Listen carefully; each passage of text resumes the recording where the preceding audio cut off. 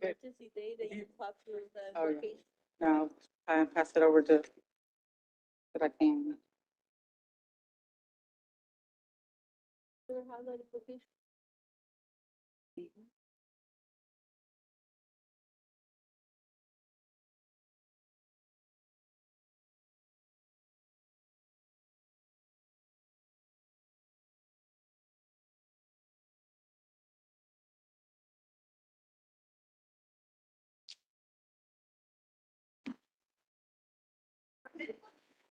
Good evening, and welcome to the City Commission of the City of Brownsville. Yes, please. Thank you, Mayor. Pursuant to Chapter 551, Title 5 of the Texas Government Code, that the Texas Open Meetings Act notice is hereby given that the City Commission of the City of Brownsville, Texas, in accordance with Article 5, Section 12 of the Charter of said city, will convene at a regular meeting on today, on February 17, 2026, at 5 p.m. here in the City Commission chambers on the second floor of the Brownsville City Hall Old Federal Building, located at 1001 East Elizabeth Street, Brownsville, Cameron County, Texas, 78520. May we proceed with the roll call? Yes, ma'am. Starting with Mayor John Cowan Jr., Present. Commissioner Tino Villarreal, Commissioner Narenth Galonsky, Commissioner Brian Martinez, Present. Commissioner Linda Macias, Commissioner Gustavo De Leon, Present. and Commissioner Pedro Cardenas. Present. We do have a quorum to proceed. We will have the invocation that will be led by Pastor Burks, and following, we will have the Pledge of Allegiance to the flags of the United States of America and the state of Texas.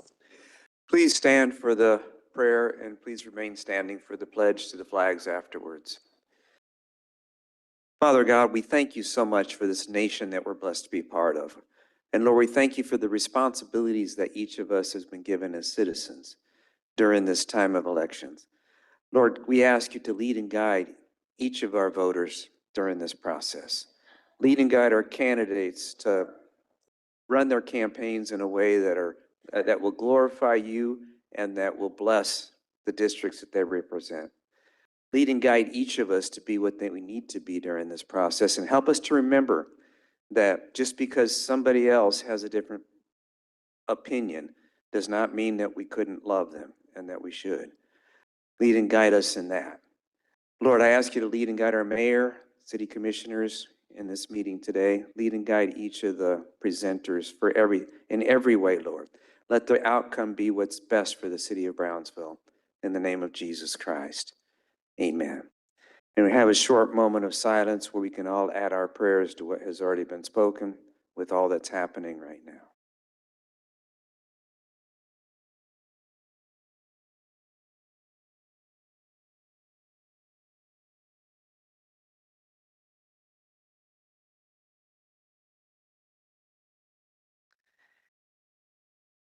Amen. Pledge allegiance to the flag of the United States of America and to the republic for which it stands, one nation, under God, indivisible, with liberty and justice for all. Honor the Texas flag. I pledge allegiance to thee, Texas, one state, under God, and one. And for the record, we have Commissioner Macias present. Next will be the proclamations, starting with good maps. Do I have anybody here from Good Maps? If you can please come up.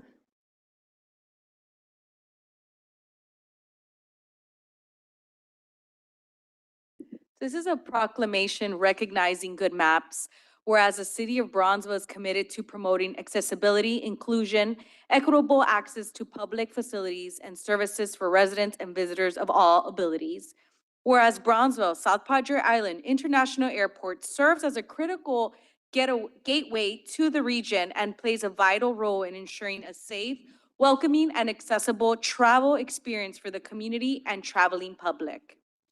Whereas Good Maps is an innovative navigation and web mapping platform that uses advanced technology, including computer vision and artificial intelligence, to provide precise indoor navigation and wayfinding solutions, particularly benefiting individuals who are visually impaired or have other accessibility needs. Whereas through its partnership with Bronzeville South Padre Island International Airport, Good maps will enhance independent mobility, improve passenger experience, and advance inclusion designed by enabling accessible navigation throughout airport facilities without the need for additional infrastructure. Whereas the implementation of good maps at the airport reflects a shared commitment between the City of Brownsville, the airport, and good maps to foster innovation, accessibility, and community-centered partnerships that positively impact the quality of life for residents and visitors alike. Now, therefore, we, the members of the City Commission of the City of Brownsville, Texas, do hereby recognize and commend Good Maps for its positive impact on the Brownsville community through its partnership with Brownsville South Padre Island International Airport and its role in promoting accessibility and inclusion. Done on this, the 17th day of February, 2026.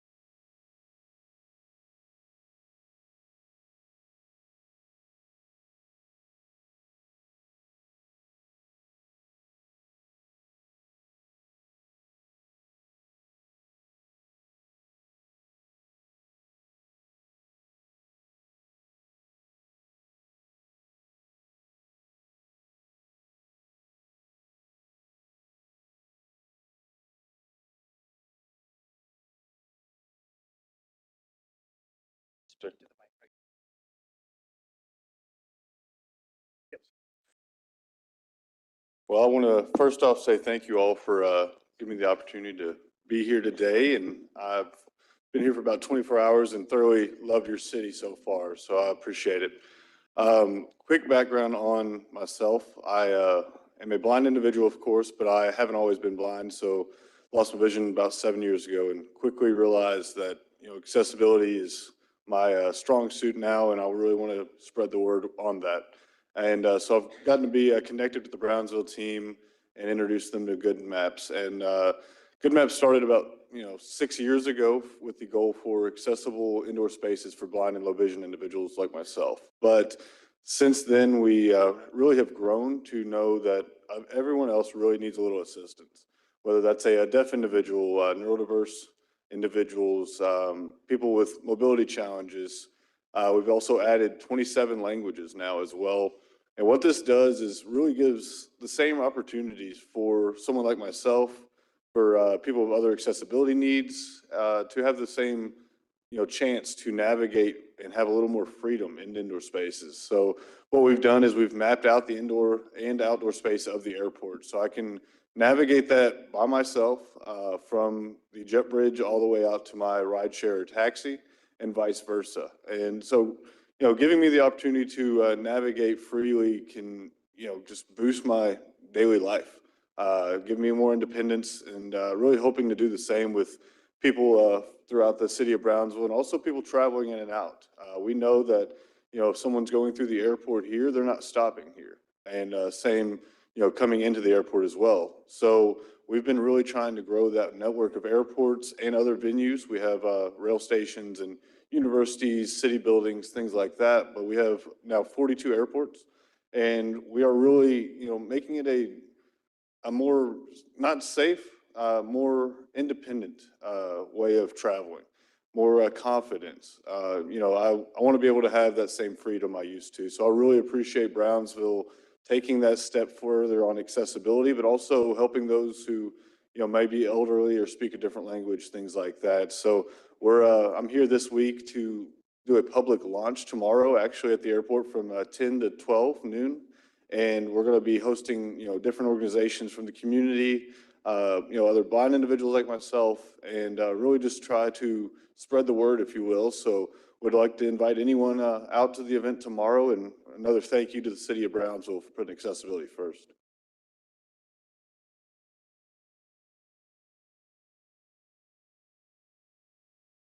Next is the Black History Month. Sure, if there's anyone here to receive this proclamation, please step forward.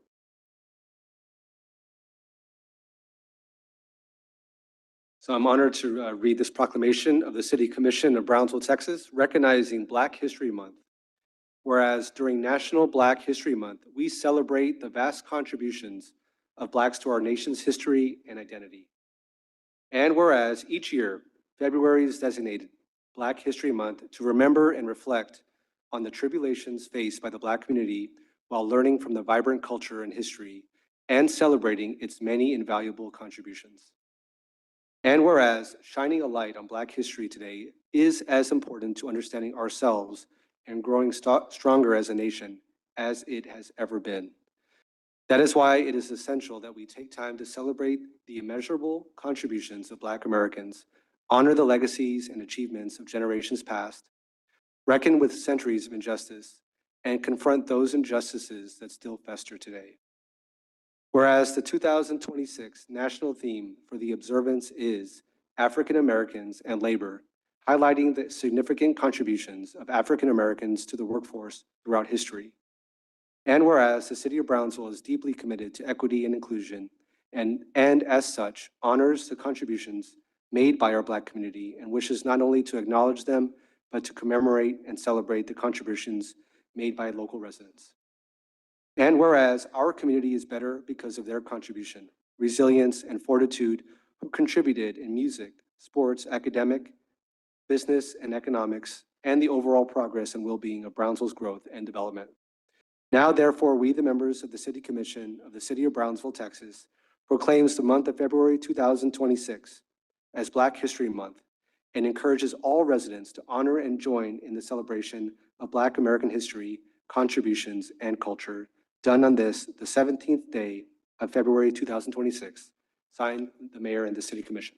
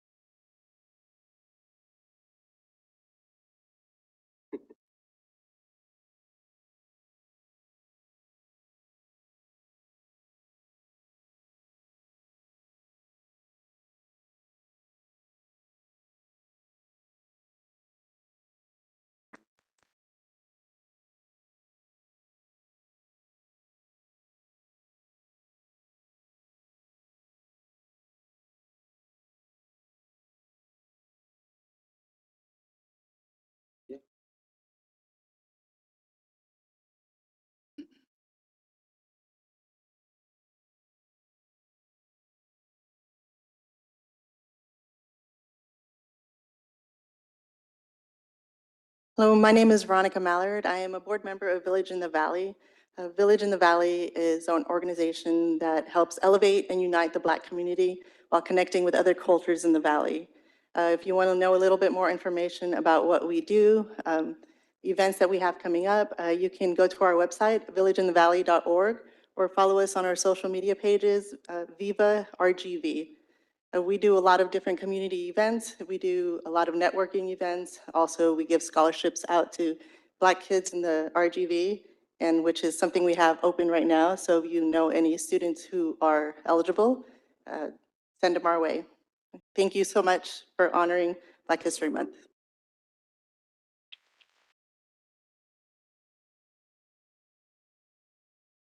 The third proclamation we have is RGV Engineering Week.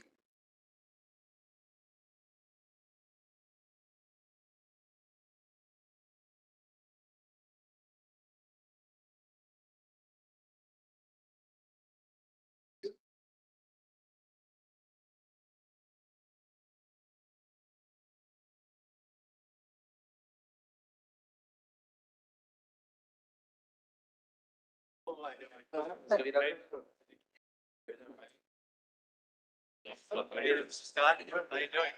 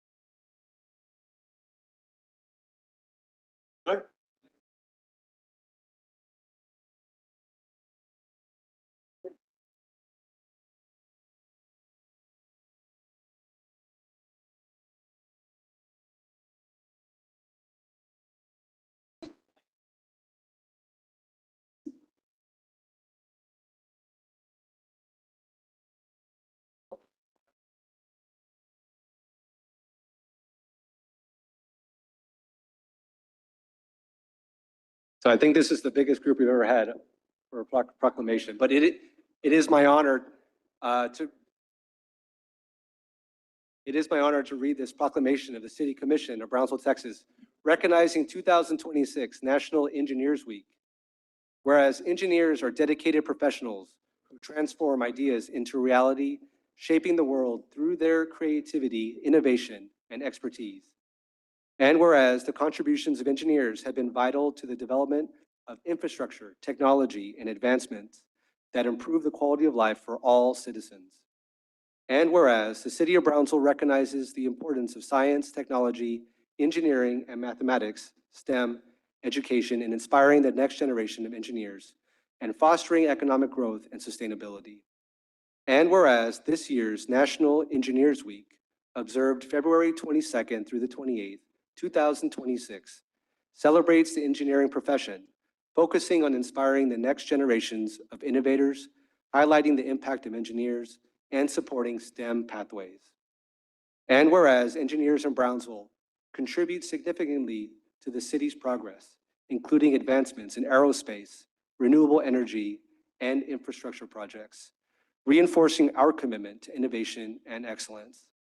And whereas the City of Brownsville acknowledges and commends the professional and educational organizations, such as local engineering societies, schools, and universities, for their dedication to advancing the engineering profession. And whereas National Engineers Week serves as an opportunity to encourage young minds to pursue engineering careers, ensuring a diverse and skilled workforce for the future. Now, therefore, we, the members of the City Commission of the City of Brownsville, Texas, by the virtue of the authority vested by the Charter of said city, do hereby proclaim February 22nd through February 28th, 2026 as National Engineers Week in the City of Brownsville. Be it further resolved that residents of Brownsville are encouraged to recognize and celebrate the outstanding contributions of engineers to our community, our nation, and the world. Let us continue to support and promote the engineering profession, inspiring innovation and progress for generations to come. Done on this, the 17th day of February, 2026, signed the mayor and this city commission.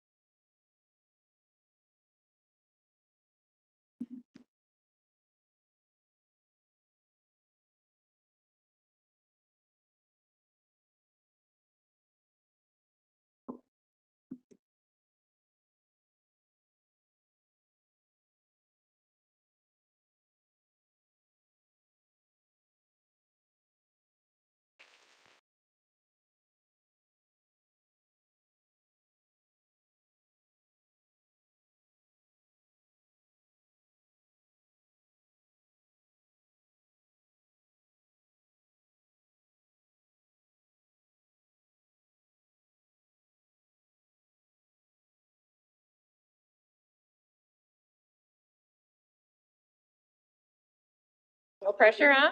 Okay, I know. go ahead. Okay.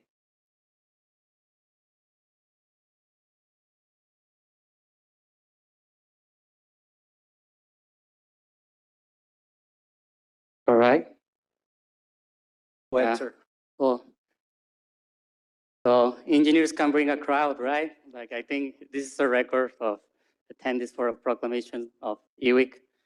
I'm Diego Medrano. I'm president of the Rio Grande Valley branch of the American Society of Civil Engineers. Right now, in representation of my colleagues from the RGB EWIC committee and also all the RGB engineering community, I would like to thank you to City of Brownsville for this Engineers Week proclamation. Also for recognizing the vital role engineers play in our community. So engineering drives progress by strengthening our infrastructure and supporting economic growth and improving quality of life for generations to come down the street and across the world. Engineers Week is also about inspiring the next generation to see what's possible through creativity, problem solving, and service. The funds raised through these efforts go directly to our scholarships, helping local students pursue engineering careers right here in the Valley. Last year, we were able to award about 45 scholarships to engineering students from the Rio Grande Valley, and we're looking to get more this year. By investing in education today, we're building a stronger, more innovative Rio Grande Valley for tomorrow. Thank you so much, Commissioners, Mayor, and City of Brownsville. None of this would be possible without your support.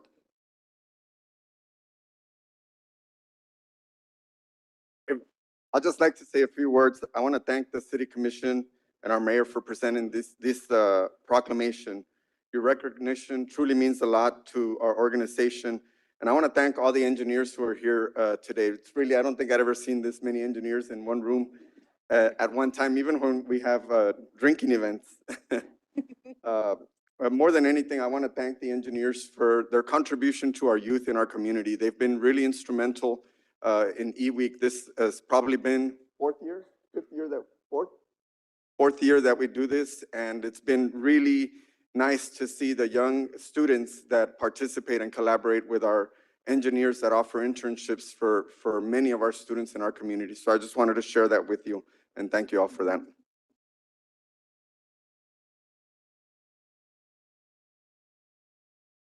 So that concludes our proclamation. Next, we will have the public comment period. I do want to make note that all registered public speakers, which we have a total of 3, have acknowledged the city's public comment rules as displayed on the screen, which were recently amended and agreed to comply while addressing the City Commission. As a reminder for the speakers that will speak under the public comment period, you all shall be made, your comments and addressed to the mayor and the City Commission as a whole and not to an individual commission member or a staff member. Speakers are not allowed to use their time to conduct any moment of silence or may not conduct a filibuster. Speakers will be allowed 3 minutes and shall state their name and their address for their record. We will start with Yolanda Spees.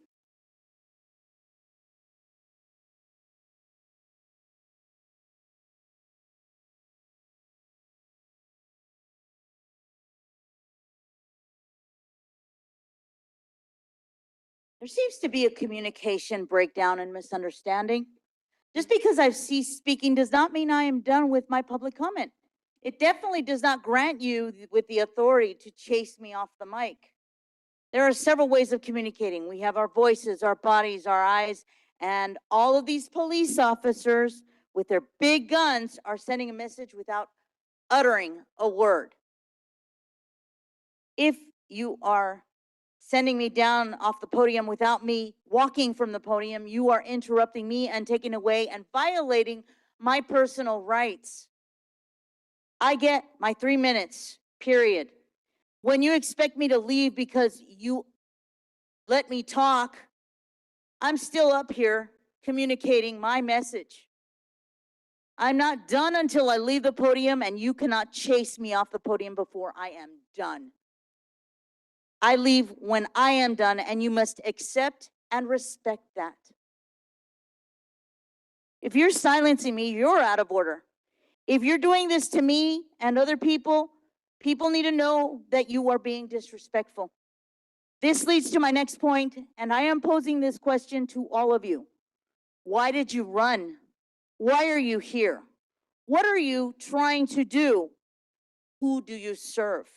And I ask that question because I noticed you're very quick to silence Brownsville residents, but allowed that man from SpaceX to go well over 30 minutes during his public comment, but pulled him aside and politely told him what he did wrong. You don't do that for us. That looks like special rights. Brownsville is about equal rights, and it would be wise for you all to remember that. Some of you are up for re-election. You need to let us know what you will be doing for us, because you're our public servants. If you can't figure it out, please either resign or don't run for re-election. I'm done pulling punches, and I hope what I am saying is connecting. If you can't do your job, move aside for someone who can. Where is the return on our investment? Is it with SpaceX?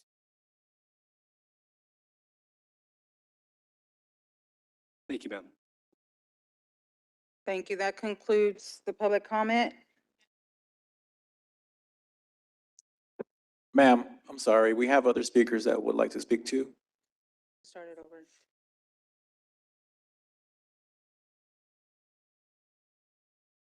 It's obvious that you're not being fair and you're not being professional either. The next speaker we have is Diablo Velez. Please state your name and your address for the record. You have up to 3 minutes.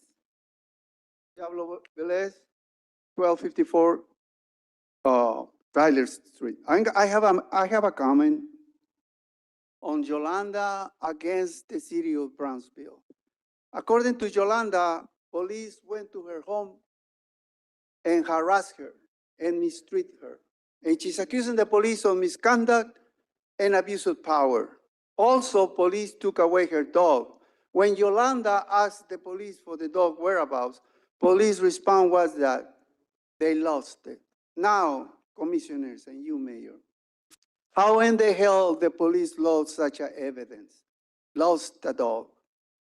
And the event that the police euthanized the dog, killed the dog, it had to be a response. I wanted to recommend that the commissioners ask the police chief to brief the commission on Yolanda dog whereabouts. To me, this argument between Yolanda and the city is about social caste, social stratification. Yolanda is a poor woman. She is not white, tall, blonde, blue eyes, and because of that, she has been victimized by this city administration. In other words, she has been discriminated by race, gender, economic status, and by personality. All of these constitutional right violations are punished by federal laws. And I wanted to recommend the two new commissioners with their name I cannot name to get up from those chairs, go outside and talk to Yolanda. Yolanda don't want money. She don't want a public apology either. What she wants is a written statement, hard copy, that the police that went to her home and harassed her and mistreat her, they've been reprimanded.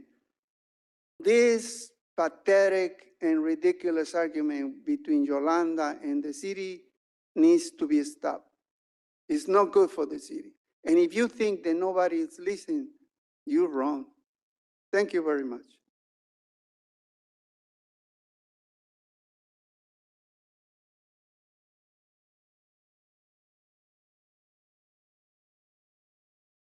Thank you. That concludes the next speaker is Larry Holman.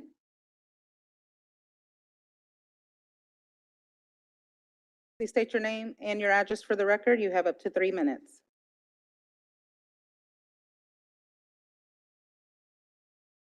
My name is Larry Holman, and I'm from the Friends of the West Rail Trail.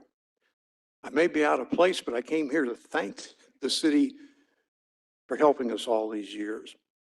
They've always helped us. Together, I think we saved or didn't spend $180 million, and I'm thankful for that. Remember the toll road that was proposed on the where the West Rail Trail is now? It was going to cost $180 million. It's going to go from the B&M Bridge out to the flea market. It's going to have 6-foot walls. It was going to have limited access. And, you know, the kids going to Skinner, where my wife taught, would have to, had very limited access, so they would have to crawl the walls 6 foot, 5, 6 foot, walk across the toll roads, they were high-speed toll roads, and then climb to the other side. It was a disaster waiting to happen. So 4 years of our work, walking streets, we got 5,000 signatures, finally stopped the toll road. Then the second thing was that there was going to be another road, just a paved road. We wanted something better for the city of Brownsville. We wanted a hike and bike trail. So another 4 years, another 5,000 signatures, different signatures. We didn't make photocopies. Since then, houses along the trail have improved. Backyards have been cleaned up. It's now a desired place to live. People have seen the prices, the values of their houses going up. The trail, I see children on bicycles. There's a community garden at the corner of Belden Trail and West Rail Trail. My wife helps run it. Kids walk to school. There's no climbing walls. It connects several parks, Olivera Park included. Now, after 3 more years, we have planned amenities on the existing 6 miles. Benches, parking areas, water fountains, in essence, creating a linear park, a place where people can sit and enjoy a sunset. As a member of the West Rail Trail, I would like to ask you to vote for the amenities that y'all have in front of you tonight. Thank you for your time, and I love it when people make it in shorter than what it's supposed to be. Thank you. Thank you. That concludes the public comment period. Next, we have the presentation, starting with the Parks, Health, and the Recreation Master Plan update.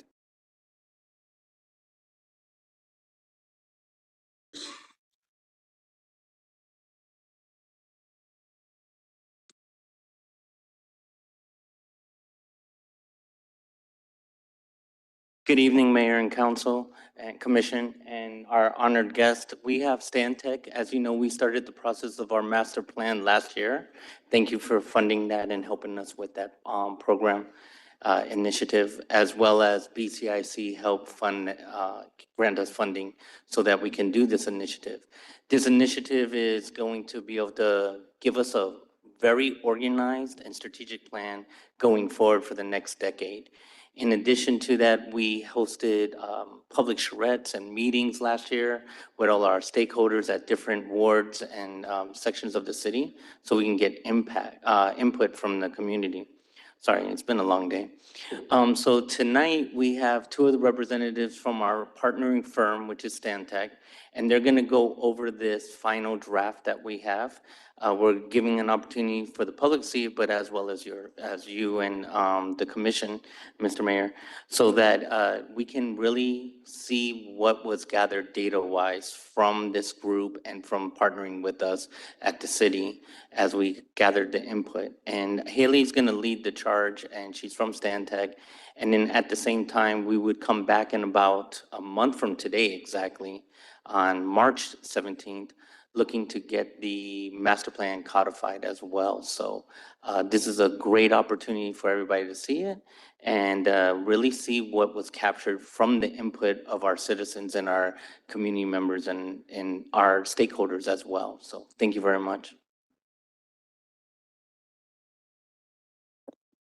Hello, my name is Lorena Gonzalez. I'm a planner with the Stantec team. Thank you for having us. So today I will be giving an update for our Parks, Health, and Recreation Master Plan. So ever since October, the project team has focused on refining and expanding the master plan to prepare it for implementation. Ever since, we have expanded the recommendations into detailed implementation-ready guidance. We have identified priorities grounded in community input.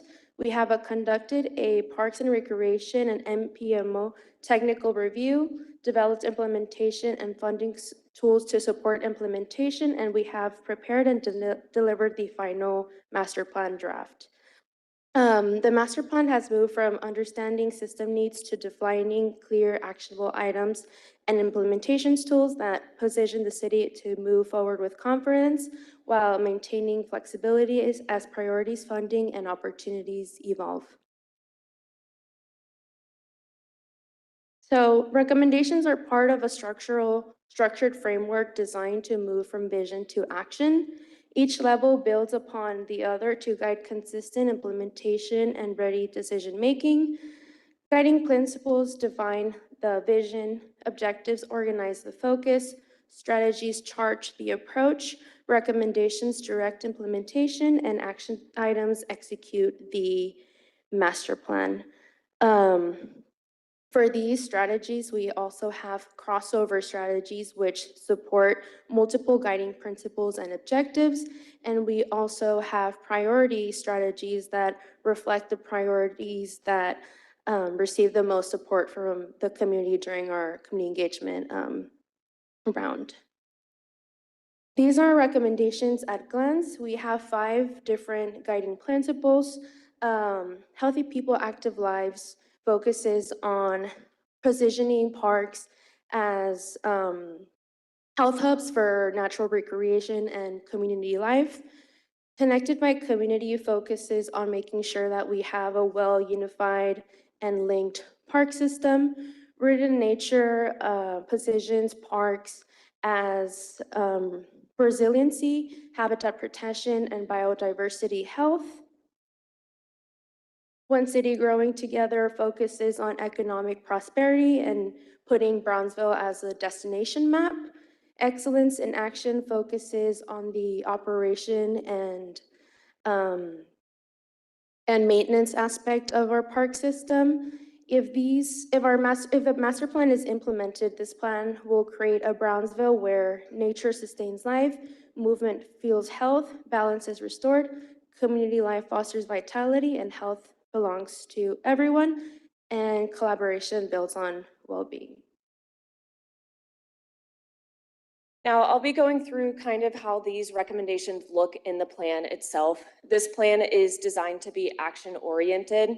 So each recommendation is structured to move from that strategy to action, and we include real-world tools and resources to help the city implement these recommendations. So on the screen, you can see an example page of what one of the plan pages looks like.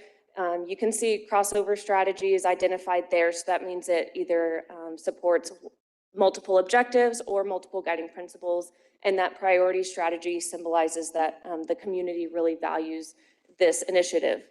The implementation tools include real-world case studies, technical standards and best practice guidance, partnership and collaboration insights, funding and resource tools, and then additional context and education. These recommendations are designed to be flexible and scalable, so the city can implement these actions at the park level, district level, or system-wide level. This allows these recommendations to be phased, targeted, and expanded over time. And you can see those example pages on the slide as well. So we have the district level application where we took a look at each district specifically, what the unique needs were in that geographical area. And then as well as the park level implementation, we analyzed every single park and made some easy win recommendations, some game changers, as well as inventorying the amenities and facilities that are there. The recommendations then get translated into an implementation matrix. So this is really the tool that allows the city to guide decision-making, answering several different questions ranging from how hard is it, when should we start, what is it going to cost, do we have any prerequisites or anything that this recommendation depends on. It includes key performance indicators for tracking progress. It includes responsible parties and possible partnerships. And then we also include easy wins. So those recommendations that can be done very quickly with very little effort to get the master plan implemented visibly and get support throughout the community. We also included a tool, which is our funding matrix. And this tool identifies sources and opportunities for grant funding that supports the goals and recommendations in the master plan. So we have 4 different areas that we looked at funding: park facilities, conservation, connectivity, and trails. And this tool outlines each program's purpose and goals, the eligible applicants and eligible use of funds, grant or loan maximums, funding cycles, and key contacts. So this really helps the city identify early when can we start applying for funding, when do these opportunities align with what we're doing on the ground. And as Sean mentioned, the next steps will be March 17th, the actual adoption of the master plan. We are here today to ask for any feedback or comments that you might have and take those comments back with us to wrap up the master plan for adoption on March 17th. Thank you for your time, and if you have any questions, we'll take those now. Any questions or comments from the commission? Thank you so much. Thank you.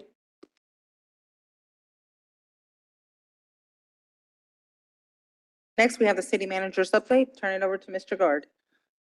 Good evening, Mayor and Commission. One of the items that was discussed at the recent City Commission retreat was the ability for each commissioner to have a web page. We've been working with our IT department and our communications department to put together how on the city's current website, each commission and the mayor will each have their own web page. Manny Chacon and his team are here to show you tonight how that is going to work. So take it away, Manny. Hello, good evening, Commissioner, Honorable Mayor, Commissioners, Mr. Guard. Good evening, everyone. So as Mr. Guard mentioned, we've been tasked with the opportunity to work with commissioners to be able to provide better opportunities from our perspective for you to connect with constituents across the city of Brownsville. And so with that said, I have a few slides to share here with you. And as Mr. Guard mentioned, the goal of this project, ladies and gentlemen and mayor and commissioners, is really to promote transparency, improve accessibility and communication, increase civic engagement, highlight district progress, and enhance user experience. And I'm sure I don't have to tell you and everybody else in Brownsville that there's a lot going on in Brownsville. So the very important thing is for us to be able to be transparent and to connect directly with residents and be able to provide up-to-date information. And so in working on this project, this portal that we're going to be introducing to you, we've developed this as a community engagement hub so that you can directly communicate with your constituents in your districts and for those at large in the general public. And I'm going to move on to this next slide. Here you see a quick snapshot of what this web page looks like, and I'm going to be showing both of those. I'm going to show you 2 examples of what those web pages will be looking like. And the key feature items in these pages is essentially we want to be able to offer our residents an official biography, term information. Those are questions that we sometimes get on social media when our election's coming up, with election coming up here in March. Direct contact information to the representative for each of the districts. They are asking for where can I find resources or more information on city commission meetings. As you all may know, we put out every 2 weeks, we put out the Brownsville TV newscast, which includes news stories that are developed directly from the city agenda, city commission agenda. And we also put those out on social media. We put those out on our website, on Spectrum Channel 1300 and our YouTube channel page for the city of Brownsville. And so I'm going to get to this, to the web pages and share with you a little bit more about these. Bear with me for 1 second. My mouse is acting funny. Oh, there we go. We got to connect.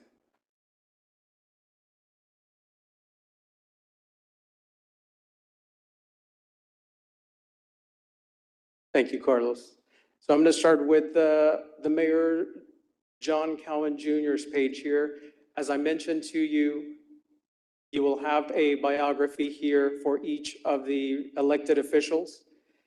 And by the way, this is a draft version. I will be sending this information to each of you so that you can review and we can work together to finalize the draft on this information. So it'll talk about the individual elected official. It'll talk about some of the goals that they have for serving the residents of Brownsville. It'll go into some of the projects that have been accomplished over the last couple of months. We're trying to keep this information as fresh and as lively as possible. And I'm going to scroll down here for a second. Down here on the bottom, you will also see that we do have projects and information. Carlos, I don't know if my mouse is working. And so on these projects, folks, you will see that we have up-to-date information. These lines or these links on the webpage are being updated on a daily basis by our communications team. You'll note that we will be carrying the top 5 stories on these projects that are ongoing throughout the city. If there's an event, if there's a milestone, if there's a project that is actively happening throughout the city, residents will be able to click on these links and it'll go to the stories. And I'm going to show you real quick. If I click on the read on, Carlos, can you help me? My mouse is not working. Can you click on read on? First story. No, go back up. Under City of Brownsville hosts 74th read. You can click on that link, please. Please. Can you scroll down, Carlos, for me? So essentially, you'll be able to see a complete report on that particular topic that is there on the webpage. Can we go back, Carlos, please? I'd like to go back to the mayor's page. Thank you for your patience. There we go. Can we scroll back up, Carlos? Okay, so as I mentioned, in addition to this information on the right column side, you'll see contact information. We do get social media comments or requests for information, and we do have some residents that would like to be able to connect directly with the elected official. So on the right column side, they'll have that information and they'll have that access. Can we scroll down, please, Carlos? On contact the representative, it'll have the city's City Hall main physical address. It'll have an email address to the elected official. It'll have the main line number to City Hall. It'll have the term information, elected, sworn in, and term expiration date. Can we scroll down, Carlos, please? In addition, it'll have access to information regarding the commission meeting schedule. People will be able to go on here, click a link, and it'll take them to the city secretary's page where it has the complete schedule for the year. Please continue to scroll down a little bit, Carlos. Also, which is social media, you'll see that icons are on there on the right-hand side, and we will link your specific social media platforms onto this page respectively. So if you are on Facebook, if you are on Instagram, if you are on LinkedIn, on YouTube, we'll be able to put all of these icons on the webpage so that individuals can click on those pages and they go directly to your messaging, right? And they're able to connect with you through social media, which will give them an opportunity to interact on a live basis with you as well. Can we scroll down, Carlos, please? I'd like to move on to the next section. Keep going down. I'm looking for by the way, all pages will have some imagery of Brownsville. We can also implement here dates of any events that you might have. For example, I know that some of you commissioners have had town halls, you have had cleanups in your districts, you have had neighborhood meetings with your district, so we can add all of that information on here. Please keep scrolling down, Carlos. On the next item right here, you'll see the quick links. And these are quick links for quick information that residents can quickly click on. For example, if they're looking to do a proclamation request, we've had residents who have directly reached out to us and said, hey, I would like to ask Commissioner Martinez, or I would like to ask the mayor to sponsor a proclamation for an event that's coming up, or a recognition or a milestone. The next icon you'll see on there to the right will be the commission agenda and minutes. Those are available on the city secretary's webpage. That will take them there to them. The commission videos, anybody who would like to see a commission meeting and missed it, they're able to watch it in its entirety, unedited, on our city's YouTube page. And the last link on there is events, and that will take the individual to any events that are happening across the city, whether it's Char Days events or whether it's Linear Park, a Lunada that our Parks and Recreation Department are putting on, or if there's going to be and I'm going to go blank, Myra, she's hosting an ID event, passport event, there we go. So we'll be able to add those on there and all of those, and we can add additional icons if there's something specific that you would like for us to be able to connect residents to for you, we can do that as well. And then here in this area, you'll see the City of Brownsville Support Center. If there is a constituent that needs assistance, they need to report an issue, whether it's debris out on a specific street in their neighborhood, if trash needs to get picked up in their neighborhood and it hasn't, they will be able to connect directly to our 546 Help Center. They can either call or they can email. And all this, of course, we have our employees that are responding to those inquiries on a daily basis. And can we scroll down a little bit more, Carlos, please, to the next section? And then right here, Mayor and Commission, you'll be able to see the electoral map so that people can identify what district do I live in, what events are happening in my district. This is actually a really cool tool. You can actually, there's a search engine on there where you can type in any address and it'll take you directly to the district in which you live in, which the resident lives in, and you're able to find any information on ongoing projects in your district as well. Can we please scroll back to the top, Carlos? On the left-hand side, you will see a column that is right here. So you see agendas, minutes, commission videos, electoral district maps. This is not live right now, but when it does go live on March the 2nd, you'll see a link that'll take you to each district representative and to their page and the additional information that we'll be providing in these respective pages. This concludes my presentation. I'm open to any comments, questions, feedback that you might have. I think this is a great initiative, Manny. I want to give props to you and the team and everybody at the city.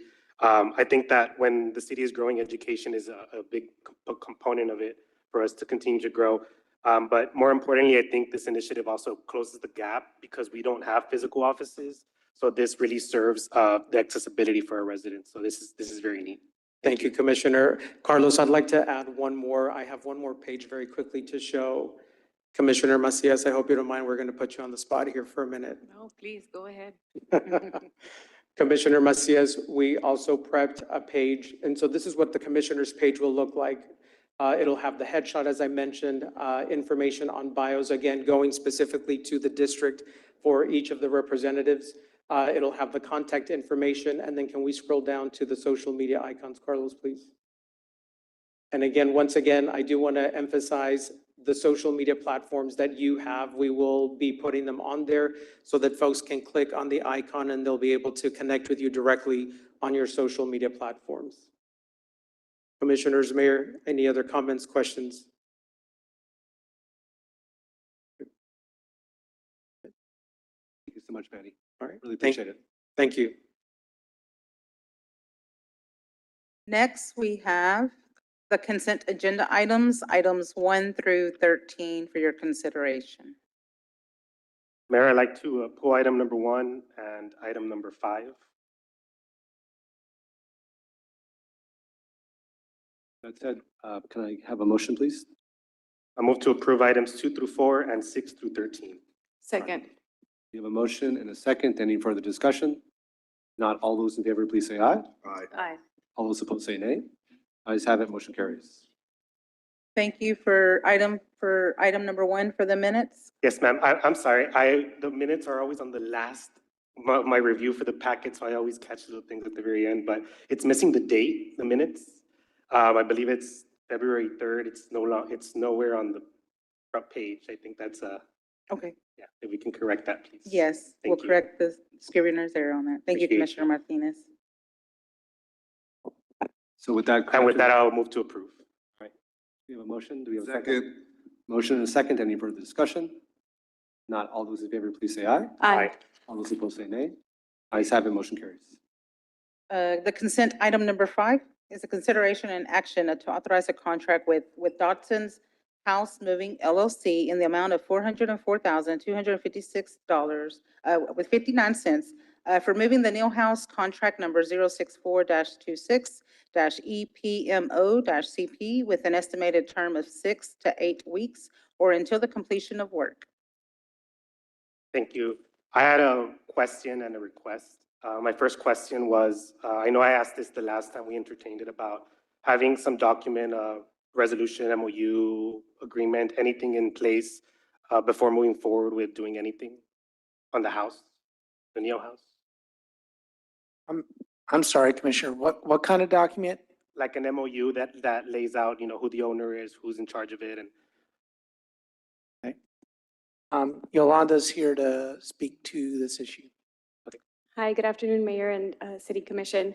So MOUs that we will have in place would be with BHA once we do the relocation and to do any remodeling of the Neal House.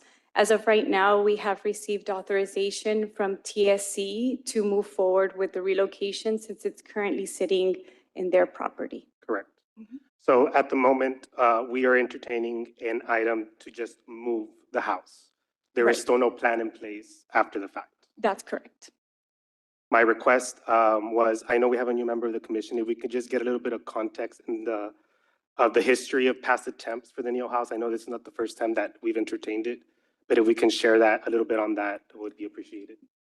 Right, I believe there has been past attempts for quite a few years now. Last year, though, we did have an RFP go out around mid-2025 requesting proposals to do the relocation of the Neal House.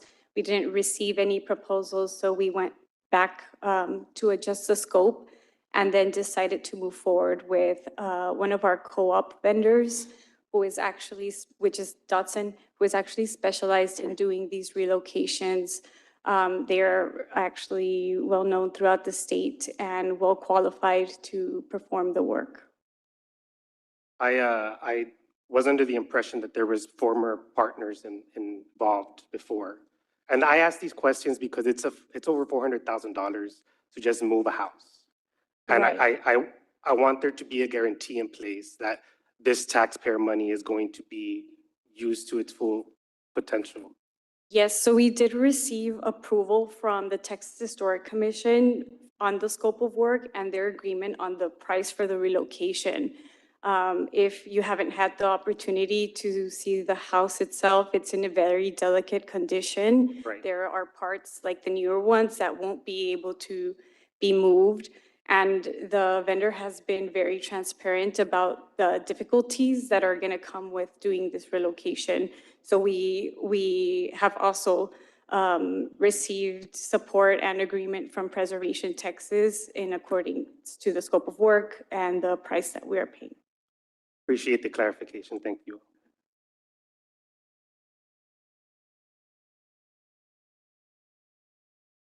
Okay. Yes, so as far as the scope of this project, and just to give you a little bit more detail, they will be moving, or they have assessed the full structure, but they will only be moving the original structure. Again, because of its condition, the newer added portions will not be included in the relocation. And once it's moved into our new location at Linear Park, there will be some fencing included for safety. Correct. The actual amount is around $88,000 just for the relocation alone. Everything else is the restoration and the foundation and such. Right. Thank you. Thank you. I thought that the 400,000 does not include the restoration. It was. It's not the full restoration, it's putting Right, a new it's for- foundation, and so it can be set on something. It's like a stabilization. It's for, yes, the Correct. stabilization of Correct. the home in its current place to be able to transport into the new location and stabilize it there. So what will happen with the addition that was made by the famous architect? The addition, I believe, might be demoed, just because it can't be relocated together with the rest of the house. Is there any There- value to preserve it? or- There are plans to preserve whatever can be preserved, but at this point, some of the, Hi, my name is Arain Madrigal. I'm part of the APMO office in supporting with the Neal House project. So pretty much the addition of the house that was added in the 1960s and by the Texas Historical Commission based on a historical structure report created by Preservation Texas that was our consultant. It was decided not to bring the addition because it didn't add any value to the original structure for new house. That's why they decided not to move it. That was my understanding as well. I just wonder if there's any, well, there is value, I guess, in saving the material. I don't. Yes, actually, THC asked us to salvage whatever is salvageable from the structure. There's preliminary reports that there might be some asbestos, so whatever can be saved will be saved as long as it stays within. Thank you. There. Have your answers? They have. I would just like to, I won't make the motion, but I would like to express that I just personally can't justify spending over $400,000 for just a relocation alone. So if somebody else wants to make a motion, they're free to, but I will be voting against this item. I think we could table it and then go from there, if that's what you like.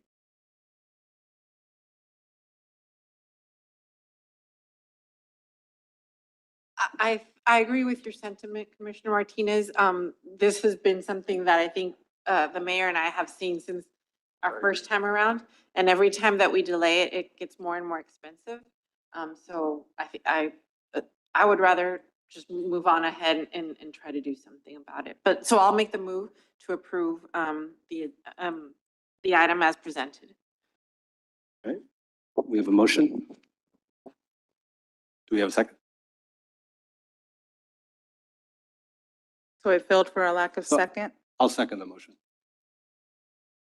So we have a motion and a second. Any further discussion? If not, all those in favor, please say aye. Aye. Aye. All those nay? Nay. So I heard 3 nays, is that correct? Yes. Commissioner Cardenas, okay, Cardenas and Commissioner De Leon and Commissioner Martinez. So it failed, yes.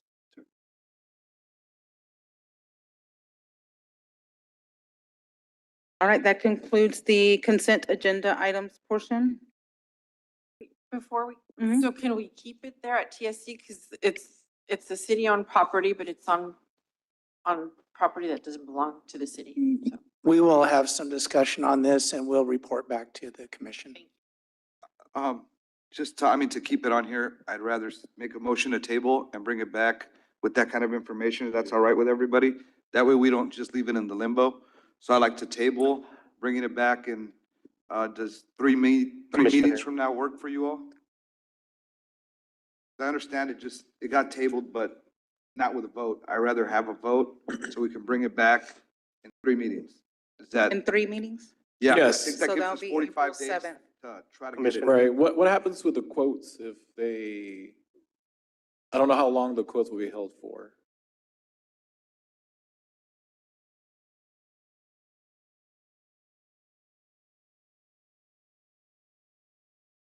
We do not have that information with us. We'll have to get back with you on that. Well, we, depending on what y'all decide, we can always ask the vendor to hold the quotes for us. That's $400,000. I think he may be all right. I would feel more comfortable also if it's possible, if we could work on the MOU prior to approving the amount. That way we guarantee that timeline is in place. Okay, we'll talk with BHA about that. Thank you. So I'll amend my motion to add what Commissioner Martinez stated. Okay. 45 days, but let's work on the MOU while we're working on Yes, sir. information we may need. Okay. So That's a a motion. motion? Yeah. We need a second. Motion and a second. Any further discussion? If not, all those in favor, please say aye. Aye. All those opposed say nay. Ayes have it, motion carries.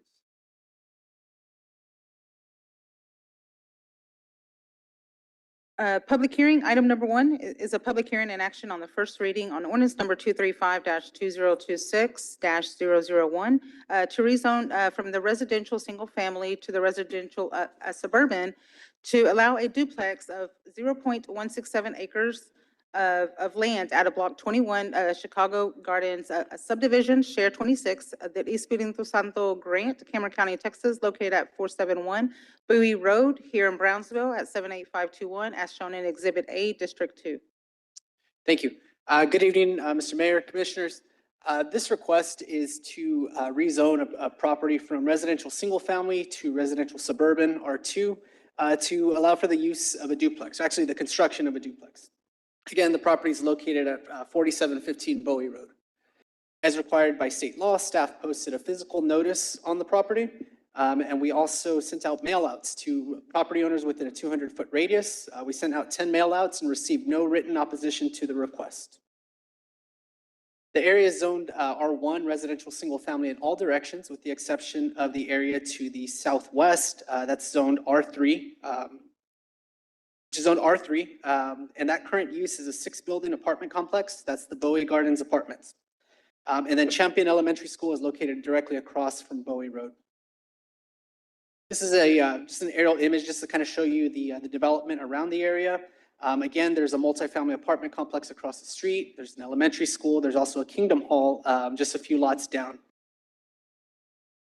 The future land use plan designates the subject property as with the Transition East District. And the intent of that district is to be primarily residential and kind of be that bridge from your urban core to your more suburban uses.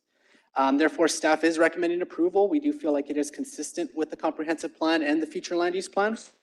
Staff is recommending approval, and the Planning and Zoning Commission also recommended approval to rezone from residential single family to R2 residential suburban.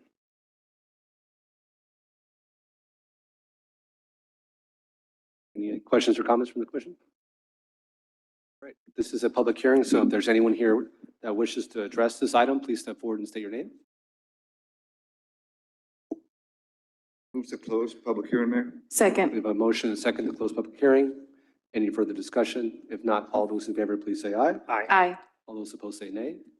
Ayes have it, motion carries. Move to approve. Second. We have a motion and a second to approve. Any further discussion? If not, all those in favor, please say aye. Aye. All those opposed say nay. Ayes have it, motion carries. Public hearing number 2 is an action on the first reading on ordinance number 235-2025-030S to request a specific use permit in a downtown core zoning district to allow a surface parking lot for lot 7 and 8, block 56, the original town site of Brownsville, Cameron County, Texas, located at 1005 East Levy Street here in Brownsville, 78520, as shown in Exhibit A, District 4. Yes, so this request again is to grant a specific use permit to the property that's currently zoned downtown core. As per the UDC, a surface parking lot requires specific use permit approval by the council, and this property is facing East Levy Street. As required by state law, we posted a physical notice at the property. We also sent out 12 mail outs to property owners within a 200-foot radius. We received 0 opposition to this request. The area is zoned downtown core in all directions, with the exception of the area to the west, which is zoned downtown general. There's also, this is probably a better image because you can't really tell with the rooftops, but there's several surface parking lots within the immediate vicinity of the area. The closest one is about 100 feet away, right there behind the Ricardo's restaurant. And this is also part of a 2-phase project, right? So this came to us as a building permit submittal, and then we realized that you do need a specific use permit for the surface parking. So this first phase is on lots 7 and 8, and so that has a combined frontage of 100 feet. The second phase would be a multi-story parking garage with first floor retail use and then a parking garage above, and that would be on the lots 9 and 10. You can't really tell by this image, but there's a vacant building and then the Oyster Bar right there on East Levy and 11th Street. Those will remain. You just can't really see that from this rendering right here. So this request is consistent with the comprehensive plan and the future land use plan.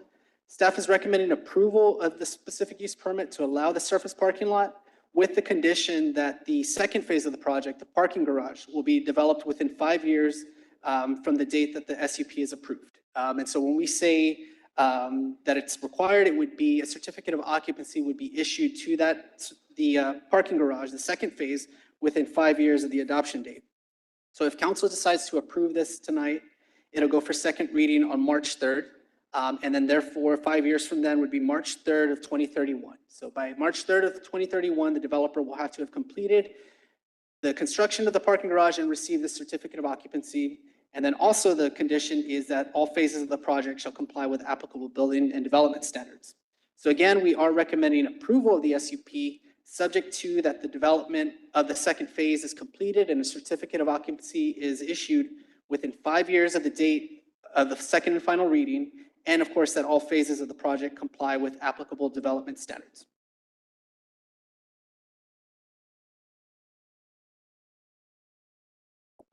Any questions or comments from the commission on this item?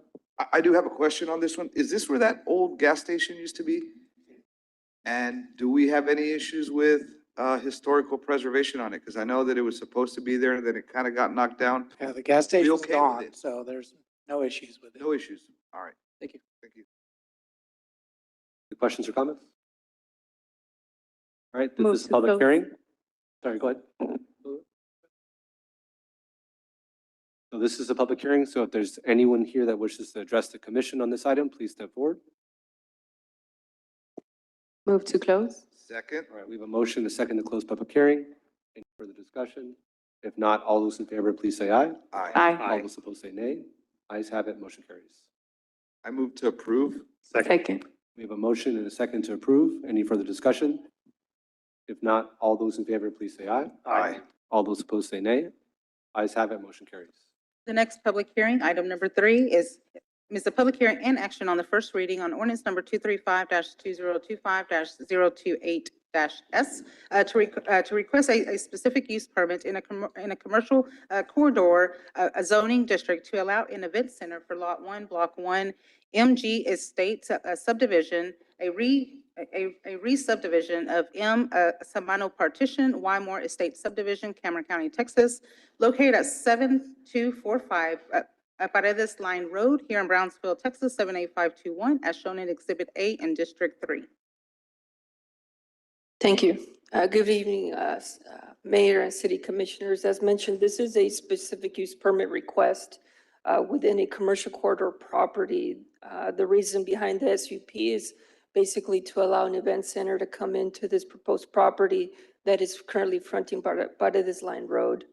As required by state law, we did place a physical sign at the location to indicate the notice of this public hearing. This is an aerial view indicating the buffer where we sent out mail outs to the property owners adjacent to this property. Total of 15 mail outs were sent with 0 written opposition that was returned to us. This is the zoning map showing the vicinity here. As you can see, most of the properties that surround this location are either in the light to high industrial category in terms of zoning designation, or are either a corridor commercial or regional center zoning designation. This is an aerial view showing the overall location with I-169 north of this property.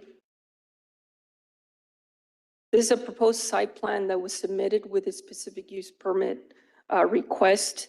As you can see, there is an event center proposed at this time at a 6,000 square foot floor area with an outdoor patio as well.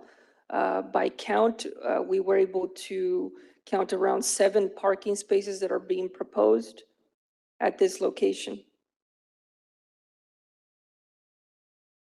One thing we should also mention that during site plan review for this proposed development, there will be some sound mitigation measurements or requirements that will be required at that site plan review. As mentioned in the site plan, sound mitigation measures shall be installed to limit the escape of the sound from the proposed structure and to limit the decibel level at the property lines to a maximum of 60 decibels in compliance with the UDC requirements. At our Planning and Zoning Commission presentation, it was brought up, what if the outdoor patio is also used as an extension and event center? That sound mitigation would also apply at that outdoor venue shown at the site plan. We found that this request is consistent with the existing comprehensive plan and future land use plan. Staff did recommend approval of, or is recommending approval of this specific use permit request to allow an event center within this commercial corridor, and our Planning and Zoning Commission also recommended approval of this specific use permit request, and if it is approved, the use will have to be subject to the following condition, which have to do with sound mitigation regulations. As mentioned earlier, these measures are applicable to an interior finish out materials such as acoustic tiles. Other approved sound dampening insulation shall be installed to maintain a noise level less than or equal to 60 decibels when measured at the common property line shared by the noise emitting use and adjacent residential zoning districts. Can you just clarify the number of parking? Because over here we heard 7, and I mean, obviously it's not 7, so. Sorry, when we were counting it initially, it was something around 70. However, 70, sorry. Yes, Yes. because over here it sounded like. Yes, so yes, it was something around 70. However, this is just a preliminary sketch or preliminary site plan. The design is subject to change. Thank you. Any other questions or comments from the commission? You know, I have a question, Mayor, but it's kind of has to do with this. So let me see if I'm not out of line on this. With the noise ordinance, do we have that? Are we working on it? Do we have it? Are we following up on it? I had a call from someone on Saturday about it, so I'm just trying to figure out if we're actually starting to roll it out somehow. So that's the only thing, because I see that we have, on this, it states something like a noise ordinance, 60 decibels. Do we have the machine to do it, and are we doing it? I think that we have an ordinance in place. I don't know if we have the machine to do the decibel reading, but PD has gone out there in the past. Not here, of course, but other. No. Yeah. I'm just trying to make sure we have it and we're using the ordinance. So we do have decibel readers Okay. that are Well, supervisors. we'll talk about the other Yes, sir. part. Yeah, and to answer your question, Commissioner, we do have decibel readers for the code enforcement team. So if needed, we would be able to go out and enforce. Okay, thank you. Any other questions or comments? All right, this is a public hearing. If there's anyone here that wishes to address the commission on this item, please step forward. Move to close public hearing. Second. All right, we have a motion and a second to close public hearing. Any further discussion? If not, all those in favor, please say aye. Aye. Aye. All those opposed say nay. Ayes have it, motion carries. Move to approve. Second. We have a motion and a second to approve. Any further discussion? If not, all those in favor, please say aye. Aye. All those opposed say nay. Ayes have it, motion carries. Public hearing, item number 4. It is a public hearing on an action on the first reading on ordinance number 235-2025-029 to rezone from the residential, single family to the residential transition to allow a multifamily development for 23.40 acres of land comprised out of 5.434 acres out of block 17 and 17.963 acres out of block 18 at the Chicago Gardens subdivision, Cameron County, Texas, located at 5,000 Bowie Road, Brownsville, Texas, 78521, as shown in Exhibit A located in District 2. Thank you. As mentioned, this is a rezone request. Currently, this property is zoned R1 for residential single family. The requested rezone would be towards the residential transition R3 district in order to bring in a multifamily development. There has been a handout that has been provided to the commission board for your review. This will be a multifamily apartment development, and currently it's under the name of Sonrisa Village, and it is proposing a total of 324 apartment units at this time. This is a physical sign that we placed at the location to indicate this public hearing tonight. This is an aerial view of the buffer where we sent out a total of 50 mailouts. 0 were returned in opposition to the staff. This is our zoning map showing the different zoning districts that surround this location. There is a number of R1 district to the north, east, and west. And we can also see corridor commercial south of this property and an R3 district property west. Earlier during this presentation, just to clarify, there was another Bowie request made, and that property is north of this location here. This is an aerial view showing Boca Chica Boulevard south of the property. So it's in between Bowie Road and Boca Chica Boulevard.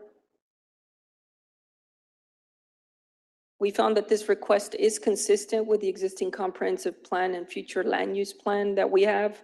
Staff is recommending approval to rezone the residential single-family R1 to residential transition R3 district. Our P and Z board also recommended approval to rezone from residential single-family R1 to residential transition R3 district.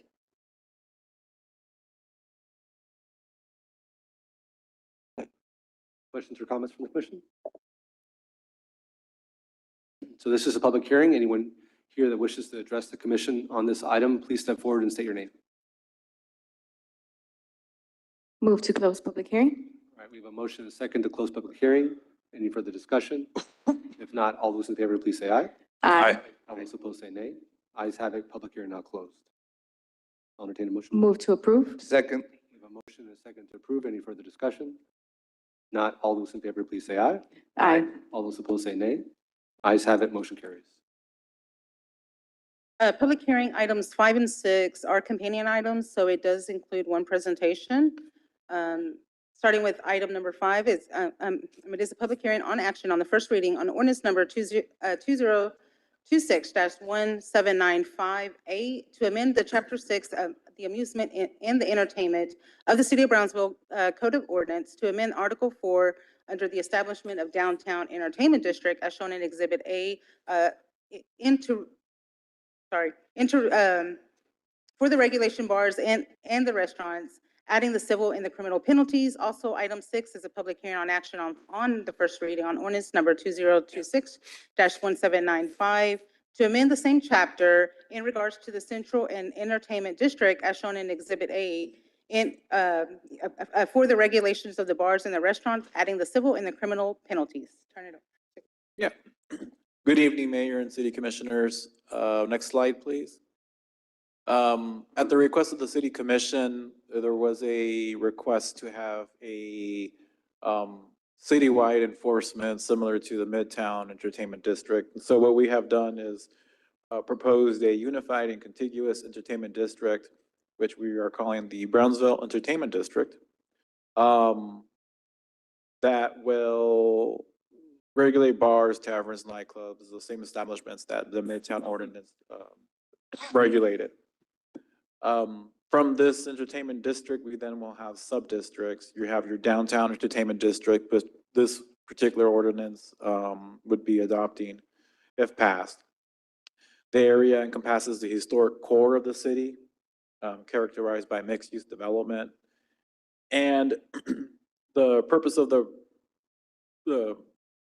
regulations would encourage vibrant nightlife and entertainment options while respecting the adjacent residential and civic uses of downtown. Next slide. Of course, the Midtown you're all very familiar with. This is a transitional zone that we were considering between downtown and central.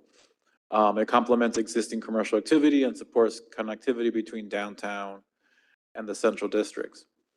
Now, the next ordinance, and I do recommend you have 2 public hearings, open one, close one, and then you can take action on both or separately. The Central Entertainment District includes the city's primary commercial hub. It's characterized by larger scale retail, dining, and entertainment facilities.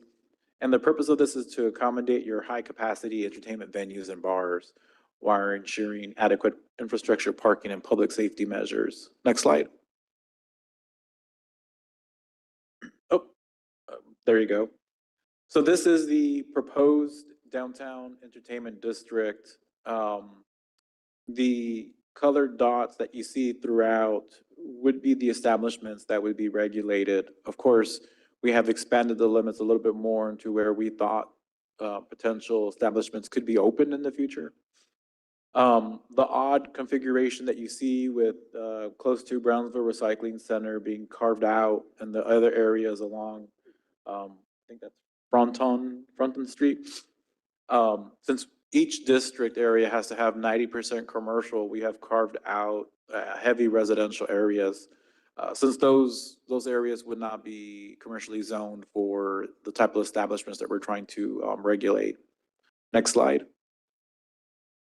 Now, the Central Entertainment District is a little bit larger. As you can see, it goes up all the way from the highway down It excludes, of course, we don't have highlighted the Midtown area and then, of course, downtown.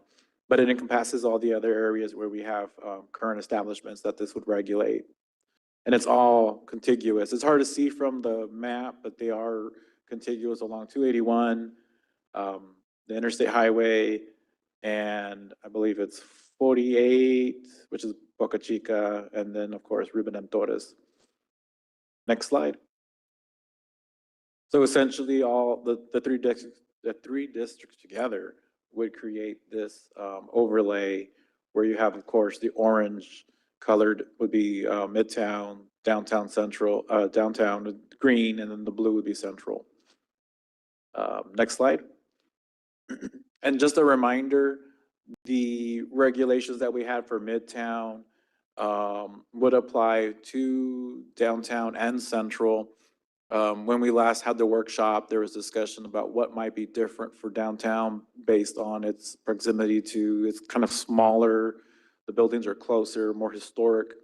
In looking at a lot of the regulations that we have in place for downtown, none of the regulations would impede any of the historical value of the buildings or a lot of the safety requirements, such as like the electronic age verification.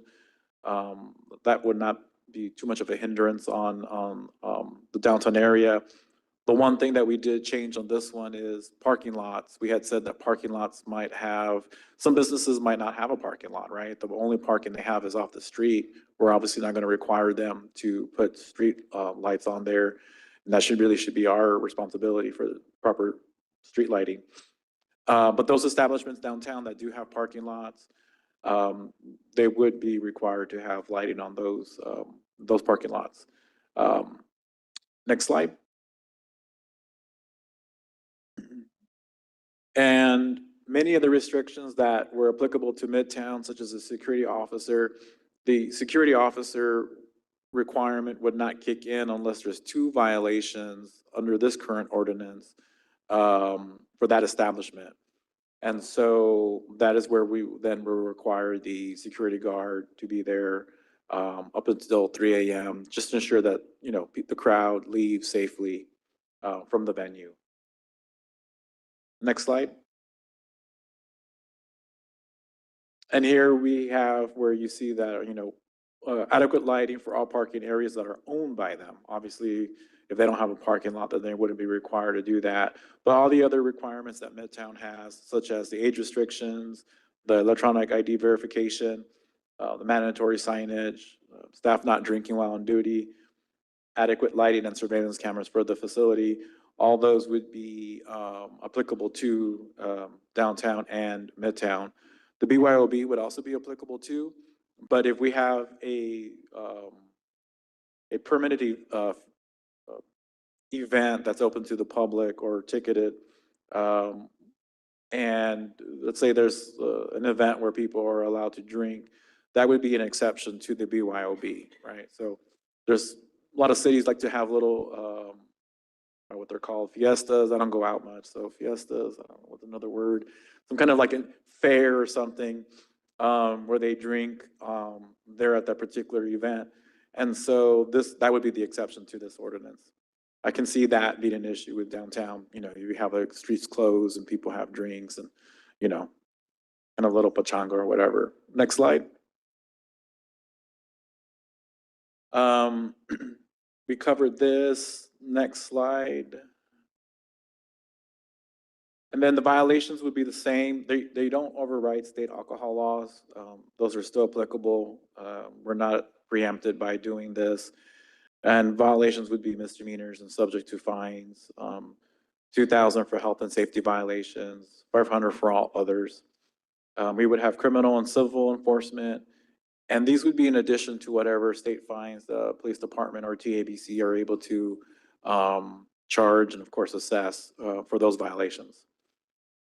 Next slide. And if you have any questions, I'll be happy to answer any. I do have a question.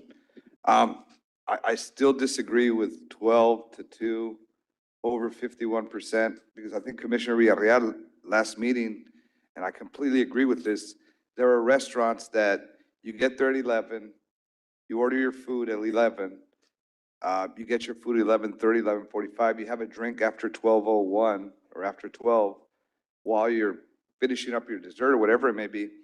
I don't think that that kind of restaurant should have a limit for under 21. I mean, without a parent, and I also don't think they should have an ID reader. I continue to believe that bars are only businesses that have 51 plus in alcohol throughout the day. You can't hide the sales of alcohol. Sales of alcohol are so much easier to achieve than food. So I still disagree with this. And if we do, I mean, I agree with having our entertainment district. I don't mind even approving it temporarily right now while we continue to work on that wording, but I do think it's important for us not to put a restaurant into the same boat as a bar. Right. Could you expand on the definitions, maybe? I'm sorry? Could you expand on the definitions? Yeah, can we go back to the definition slide?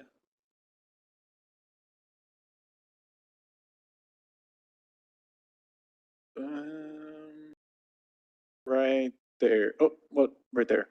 Yeah, so, so in the hypothetical you listed, Commissioner, if someone is staying after hours, let's say it's 11:30, they get there and the kitchen's still open, they're serving, that establishment might not be, affected by this. This is more for those establishments that cease selling food, after midnight and all they sell is alcohol, right? And so, you know, like your IHOP that is on, well, they don't sell alcohol, but let's say like Chili's, let's say they stay after open until 2. They still sell food you can eat at the bar. And if there is 51% met of alcohol sales, then yes, it would be applicable. But if they're selling food, then you have to look into that. And I will add too that before the UDC adoption, the bar drinking establishments, the definition, it was at 49% before the UDC. Now, we didn't have any of these requirements in place for those establishments under the zoning ordinance at the time, but they were limited. If they were 51% is the state, and we had it at 49%. So they were limited in where they could go based on that 49% rule. With the UDC, a lot of that language is taken out, right? And so planning and zoning will be having workshops on the proposed UDC amendments that will hopefully address the future expansion or future establishments. But this here is a definition. It would be that derive more than 51% of gross revenue from on-premise sale of alcoholic beverages after 12 a.m. But I understand your disagreement. Counselor, I have a question. With this ordinance, I know in downtown, we've been seeing a lot of venues pop up where they can have weddings, et cetera, and they have BYOB. Would this ordinance apply to them? So I believe they would have, if they have BYOB, then the BYOB ordinance would apply to them separately. If they are within this entertainment district, either Midtown, downtown, or Central, and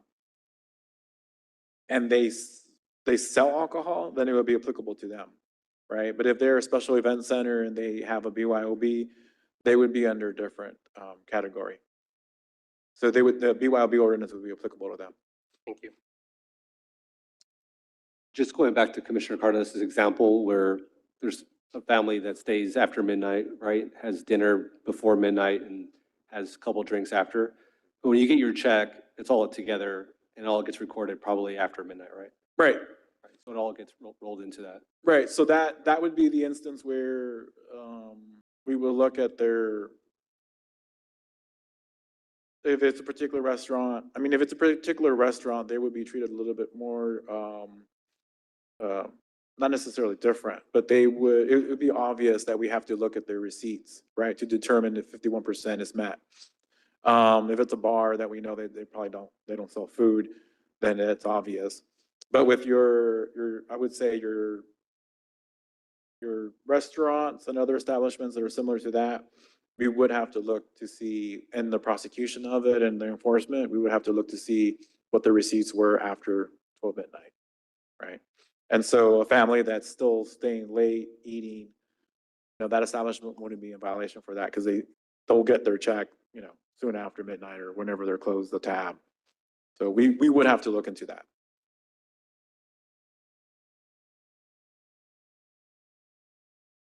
On one of the slides, I noticed it still said about limiting staff to drink. And I know one of the comments was made about TABC allowing them to just sip, taste, or something of that nature. Does this not allow them to do that anymore, or I think one of the couldn't it comments. say like? Yeah, I by believe we spoke, TABC or? Right, I I believe we forget what spoke it's. about that, and yes, they are allowed for the tasting. I think what they don't want to do is having shots at the bar and. Correct. I just don't want Right. the ordinance to prohibit them when TABC does allow it.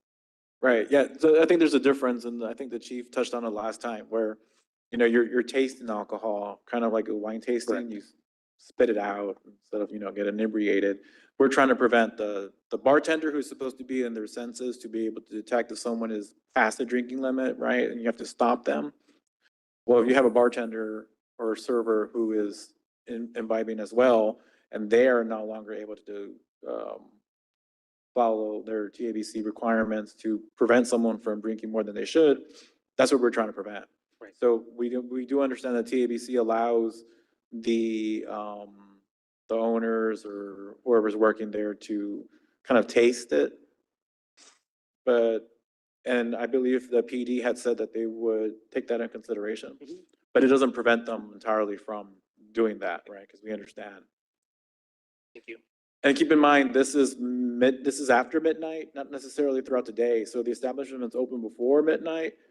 I have no life, I guess, but I can't imagine people doing taste testing after midnight until 2:00. I would question that business practice there. If I'm an owner, I would be there earlier in the day and have everybody else work there, or a bartender. They're too busy. Why would they be tasting alcohol? But again, I don't understand the nightlife. Thank you, Council.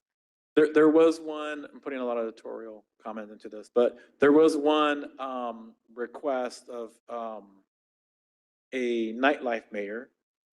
And if y'all decide to pass this, you could pass it with amending it to include the nightlife mayor, and then we can bring back what those provisions would look like at the next reading.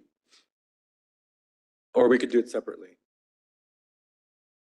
I have a question about the adequate lighting and surveillance cameras that the recording is kept for 14 days. Is that just facing the inside of the premises or also the outside? The way it's worded is it would be facing inside and outside. So we want to be able to, if there's a fight that breaks out, we want to be able to see who was involved and who started it, as well as if there's a fight that breaks out on the outside, just outside the vicinity. We would want to know that. Is that already required? Correct. Oh, it is? Right, and keeping it for 14 days so that if something happens, we're able to go and check an establishment. I don't know if I can say this, but the chief and I were talking about an incident that occurred, and it was a different bar. It was a different location. It wasn't in the Midtown district. And from the video, they were able to see what occurred and who had started the altercation. And so it is important, I think, from a law enforcement perspective, to be able to, for the investigation part, to be able to see what's going on the outside. I'm just curious then, what kind of a cost are we expecting bar owners to incur just with that? And then saving the videos? I mean, It's strictly from an investigative enhancement tool for us, Yeah. for safety. But so, how much would it cost to pay for a security system like that, that covers the whole premises inside and out? Like minimum, if that's gonna be a requirement for getting your So we're not Certificate of requiring a specific model or, a specific, camera. So there's so many, choices out there and options, right? It was just something that would be capable of storing and sharing, that video footage with us. This Wouldn't that require a warrant? I'm sorry? Wouldn't that require a warrant for the business to turn over that? Well, we could get the warrants. That's not an issue. But as far as them giving it to us, I mean, if they don't comply, then we can get the warrants for that. That's simple. But what I was gonna say, as far as like, we're not requiring a model. So like at my home, we have Ring, right? That's the device and it has motion sensor and a camera and that's pretty sufficient, I would say. So they could go with something as cheap as that, where it's about $200 for the camera minus installation. Ring I'm not a commercial for Ring. Ring keeps the feed for 30 days, the nominal fee. So they could use that or they can get a higher quality from an ATT or other security camera companies.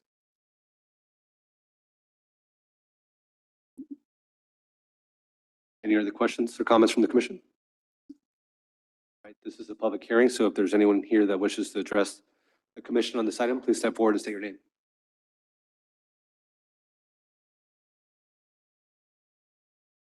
Hi, my name is Reynaldo Garza.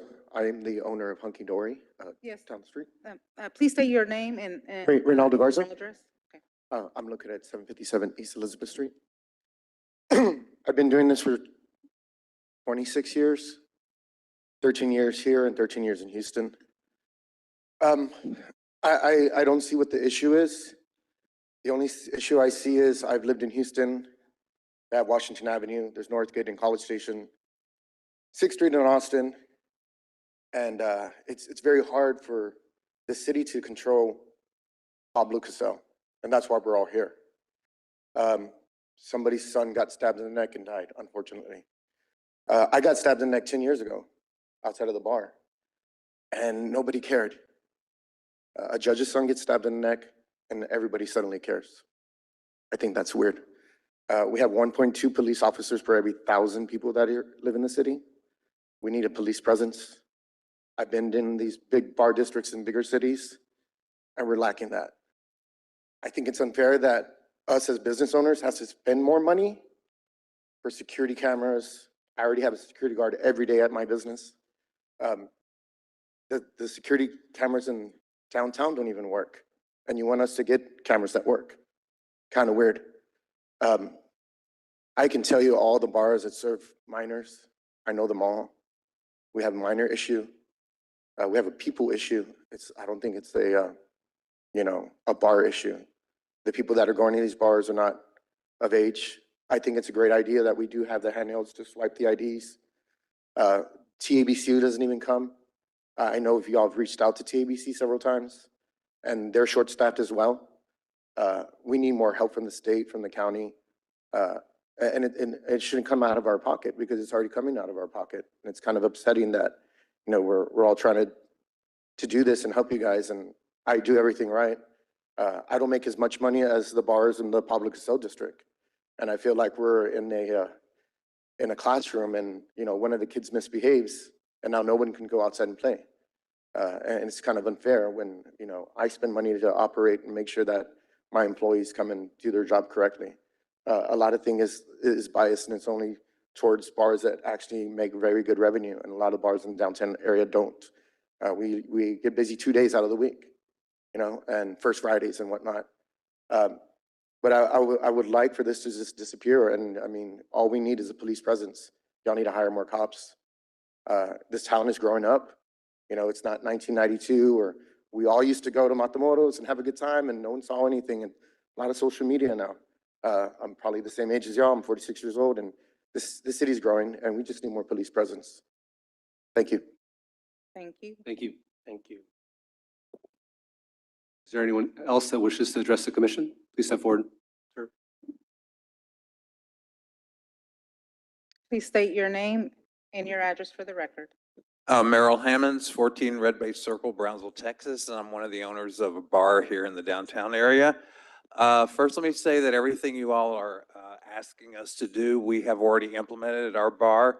The only item that we do not have is the electronic ID checker, but we've already been looking into that prior to this coming up.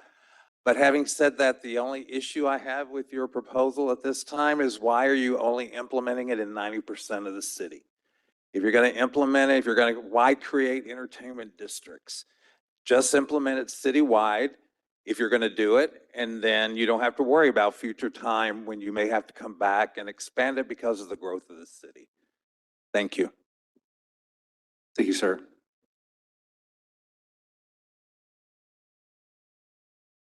And I think we can answer that question, Council, if you want to answer that. Yes, so by state statute, we can create entertainment districts, but it has to be in areas where it's 90% commercial or commercial use. With a lot of the maps, when we were, for example, downtown that had the odd cutouts, we excluded residential areas where a lot of these establishments that we're trying to regulate wouldn't be able to go into anyways because of the zoning, but we excluded those so that we can meet that 90% number. And essentially, that's the reason why. We can't have it citywide because that would include residential, and we wouldn't be able to do that under the current statute. So the 10% is essentially residential areas. Correct. Where businesses would not be able to. Right, businesses won't be able to go there anyways. I also want to make one more clarification that the 2 violations of the ordinance is what triggers the security requirement, correct? Correct. So at the moment, they wouldn't need to if they don't have any issues. Right, if they're having the lighting, providing the camera footage, ensuring that under 21 are not attending the establishment, they would be in compliance. Thank you. One more clarification. Well, 2. This started in June, not in December, when we started seeing this. And the young man who was stabbed did not die, so let's not say he died. But it started prior to. I just want to make sure you knew it started prior to.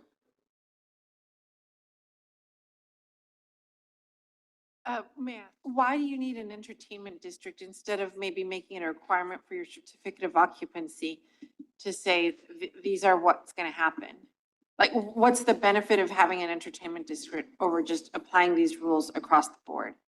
So we use a 2-step approach. One that we've accomplished because commission since last year, I believe, and it was before May or June, and we were actually sending letters out to the operators on Palma Casell early May.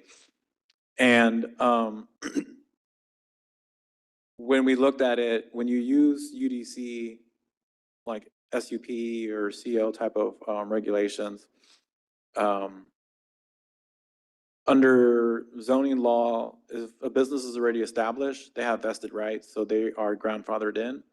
And so we needed something that we could use to have these regulations in place now for those businesses that are already open, that would be grandfathered in under zoning laws.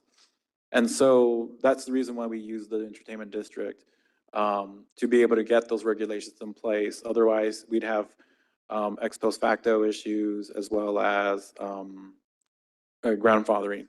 Now, there has been changes in state law that allow us, if something is legal nonconforming, which is grandfathered, we can cause a business to become legal conforming, but it comes at a cost to the city, right? And so that's something that we try and avoid because essentially the taxpayers would have to face the brunt of that. Mr. Trevino, have we ever heard back from the owner of that plaza? No. No, but I don't know if the police department has heard from them. No. Can we send them a bill? Well, technically they pay sales and use taxes, or their customers do, and if they don't own the property, they might pay personal property taxes or property taxes if they do own it. For example, the owner of the plaza. So technically, they're paying for their services already. They might be using a greater portion of those services, right? But I think we would get into legal problems if we start trying to assess that. There's a difference with fire I department. agree, but when we're spending all our resources on a specific area and we're not attending to the downtown area or other areas, then I don't see it fair for the other businesses to be not having that service when we're just attending to a group, one plaza. I Right. just want everybody to be treated fair. Understood. Right. Anyone else that wishes to address the commission, please step forward, state your name. Good evening. My name is Ignacio Andrade, 1938 Laguna Drive, Brownsville, Texas. I'm a bartender in a bar here in the downtown district, and I just have a few questions for this ordinance. You mentioned that there would be some penalties in case there's any kind of violation, right? On top of the ones on TABC. I don't see the need for further penalties if we're already going to be charged fines under TABC. Whenever we get certified, we're kind of taught that if we have any kind of violation, there will be kind of consequences for this. So I don't see a need for further penalties on the employees, you know? Right. Another question that I have, as far as the peace officer that you mentioned in correspondence to 2 violations, would that have to be a peace officer that the city approves, like from like a certain company or something like that? Or would we be able to like hire somebody and, you know what I mean? Like, do they have to have some Right. sort of Yeah. certification? Right, they have to have the basic certification to be a security officer, so it's a level 2. Okay. It doesn't have to be a city officer or Okay. county or constable. Got you. And then to answer your first question, which I already forgot. I'm so sorry, can you repeat the first It one? was why do TABC and? Oh, yes, Yeah, yes, like, yes, why do we have to thank get you. twice, you know? Right. So we wouldn't penalize, that's double jeopardy, right? Yeah. I think that was something that was said at the last meeting. I think it was Commissioner Galunski that said that. If you receive a violation from TABC for serving a minor, right? Mhm. That violation is up to 4,000 and jail time, Correct. right? So we wouldn't penalize you as well with a Class C misdemeanor for that. It makes no sense. Yeah. But if from that same incident, you serve a minor and then maybe you have something like with the cameras are not recording, right? You might get fined for that. That would be a separate violation that comes from the same incident. That's where we would then assess city fine. Got you. Understood. I think that's all I have to say. Thank you. Thank you, sir. Thank you. Is there anyone else that wishes to address the commission on this item? Mayor, I Move to move to close public hearing. We have a motion to close. Do we have a second? Second. We have a motion and a second. Any further discussion? Not all those in favor, please say aye. Aye. All those opposed say nay. Really, Ayes have it, carries. wasn't there supposed to be 2 public hearings? Or are we gonna treat them? Yeah, that was my recommendation to have one, close it, then take a vote, and then. We separate? So are we going to take the vote for item number 5 right now? Right. Right. This would be for item 5. Downtown. Downtown Entertainment District. I'll entertain a motion on item 5. Public hearing. I move to approve. We have a motion to approve. Second. And a second. Any further discussion? Yes, I do. On publicly sell, what's going on right now is we're still having these fights. They're happening outside. So I've been told that they can't really identify exactly what bar they're coming from. So a couple of bars have 1 strike, correct? But we're not getting to that second strike just yet. Downtown, I believe, is completely different. I believe the street should not be responsibility of any bar anywhere in Brownsville. Are we considering that? Is this more like, what I mean is if somebody's fighting on the street, I don't think we can hold any bar anywhere accountable for that. Not downtown or not midtown or whatever towns we call it now. I don't think we should be holding anybody accountable for that. Are we gonna be trying to hold people accountable if there's fights on the street? No, I mean, if there's a fight that's in the public right of way, right, like in the street, then I think in that instance, like, let's say there's a fight downtown, it's a little bit different because there's less private owned area. There's more, the sidewalk is not privately owned. It's easement or it's right of way. And so the street, so there's less area. I think in that instance, if you have two individuals that leave voluntarily a bar and they start getting into a fight, the bar would not be penalized for that. Now, if one of them is a minor and in the Oh, that's different. investigation, they would be fined for that, Okay. right? So it wouldn't be a strike against That them. was my only question on the Okay. downtown. Sorry, finish what you're saying. So if it was a minor who got involved, that's assuming that the minor was under the influence and that you could prove that the bar served alcohol to. Correct, correct. And it would be, I mean, quite honestly, it would be difficult because a minor, they might voluntarily give that information up and say, hey, I was over here and I had 2 shots or Still something. he said, she said. Right. Well, then they go Right. check cameras. But then we would, since it's a municipal court violation for well, we wouldn't notify TABC. I don't want to speak for the police department, but we would notify TABC, hey, there's a particular bar that served a minor, look into it, blah, blah, blah. But yes, it would be he said, she said, which is most of the issues in our criminal cases. They come before the court. They do have the option of having their day in court, whether it's here in municipal court or district court. We would go through the fact finding, the prosecutor would, and be able to determine if the case is a good case, proceed with it. If not, then they dismiss it. And that's what we do for all our traffic, disorderly conduct, assault by contact cases. Commissioner. I'm sorry. So we're going to continue to do our due diligence when it comes to our investigations, even subject to an arrest. So we're going to make sure and be certain that they left a certain establishment before we hold a strike against them. That's what we've been doing so far. We're going My to continue that. concern though is with the downtown. I've been in a situation where you just said as the attorney that the sidewalk is a public right of way and that it's not, that I guess it's a city responsibility. But I've been in a situation where someone fell on the sidewalk right outside of our building and then tried to hold us as the property owners liable, but it was in the sidewalk, and so that was the city's defense.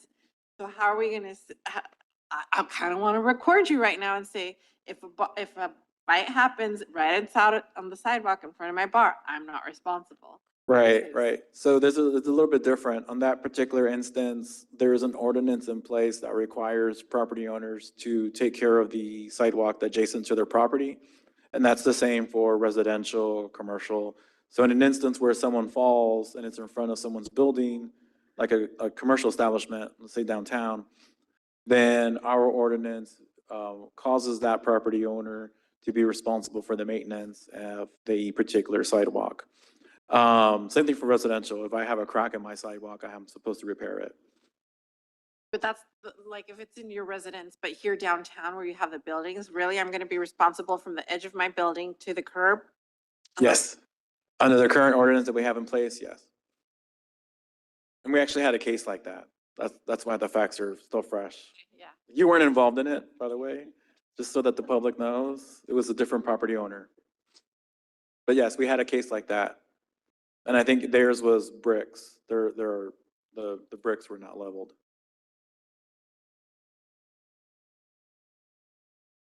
I think we have a first and a second there. Want to see if there's any further discussion? Seeing none, all those in favor, please say aye. Aye. Aye. All those opposed say nay. I'm going to vote against it because I don't think it's necessary at this time. So. Want to do roll call? 6-1, 5-1, sorry, 5-1. 5-1, one Okay. against. Ayes have it, motion carries. So for item 6, ordinance number 2026-1795B, we would ask that you open a public hearing. If there's anybody that wants to provide comments, so be it. If not, close and then move on to a motion. So for item number 6, this is a public hearing. If there's anyone here that wishes to address the commission on this item, please step forward. Mayor, I move to close public hearing. We have a motion in a second to close public hearing. Any further discussion? If not, all those in favor, please say aye. Aye. Aye. All those opposed say nay. Ayes have it, motion carries. I move to approve.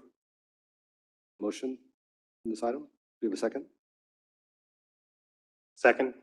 We have a motion and a second. Any further discussion? If not, all those in favor, please say aye. Aye. All those opposed say nay. Ayes have it, motion carries. All right, passes 6-0. Now moving on to the individual consideration, item number 1. Is the consideration and action to acknowledge the financial statements and cash investment report for the city of Brownsville for the first quarter ended December 31, 2025. Good evening, Mayor and Commissioners. My name is Stephen Eliseo. I'm Muse with the Financial Services Department, and we have our first quarter report for the fiscal year of 2026 for October, November, and December. So we'll start with the highlights. General fund revenues hit 53.9 million. General fund expenditures hit 33.3 million.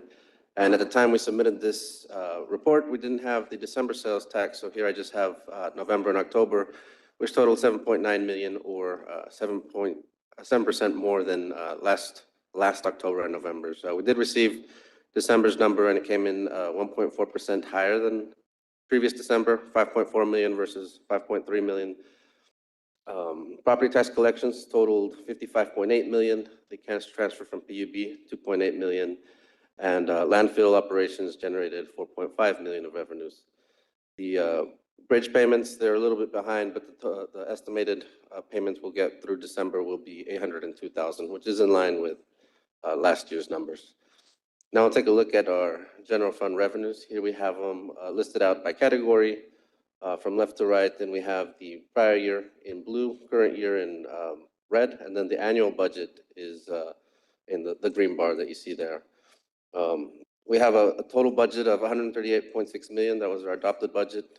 Revenues across all sources totaled 59.3 million. And we, compared to last year, we have 7.4 million more than the previous first quarter. And I do want to point out that the property taxes are a little bit, they look high because we received the bulk of them in October, November, December, right? We're already at 77% of our tax levy of 72.9 million. Also, I wanted to point out operating transfers. Last year, we were doing them towards the end of the year, so you only saw activity in the third quarter, fourth quarter. This year, we're going to do a better job of managing our cash flows and transferring them on a quarterly basis. So that's why you don't see a blue line on that one. Sales tax highlights. Again, I just want to point out December's numbers were 5.4 million versus last quarter's December. It's not reflected here, but that would have been 13.3 million. We just used the estimate at the time of the report. But you can see on the left graph, this shows a quarterly comparison over the past few years. We've seen consistent increases year to year. And on the right, we have our rolling 12-month graph where it shows you the current month, or the most recent month compared to the previous month. And the last 3 months being this first quarter, we're seeing good increases compared to the previous one. Again, December, just used an estimate, but it would have been slightly higher if I had the actual number at the time of the report. Property tax highlights. We're at a 77% collection of our total levy of 72.9 million. Currently, that's 56.7 million, including 800,000 of collected amounts from prior years that were uncollected. And that's roughly split 60-40 between general fund for maintenance and operations and our debt service fund to cover our debt obligations.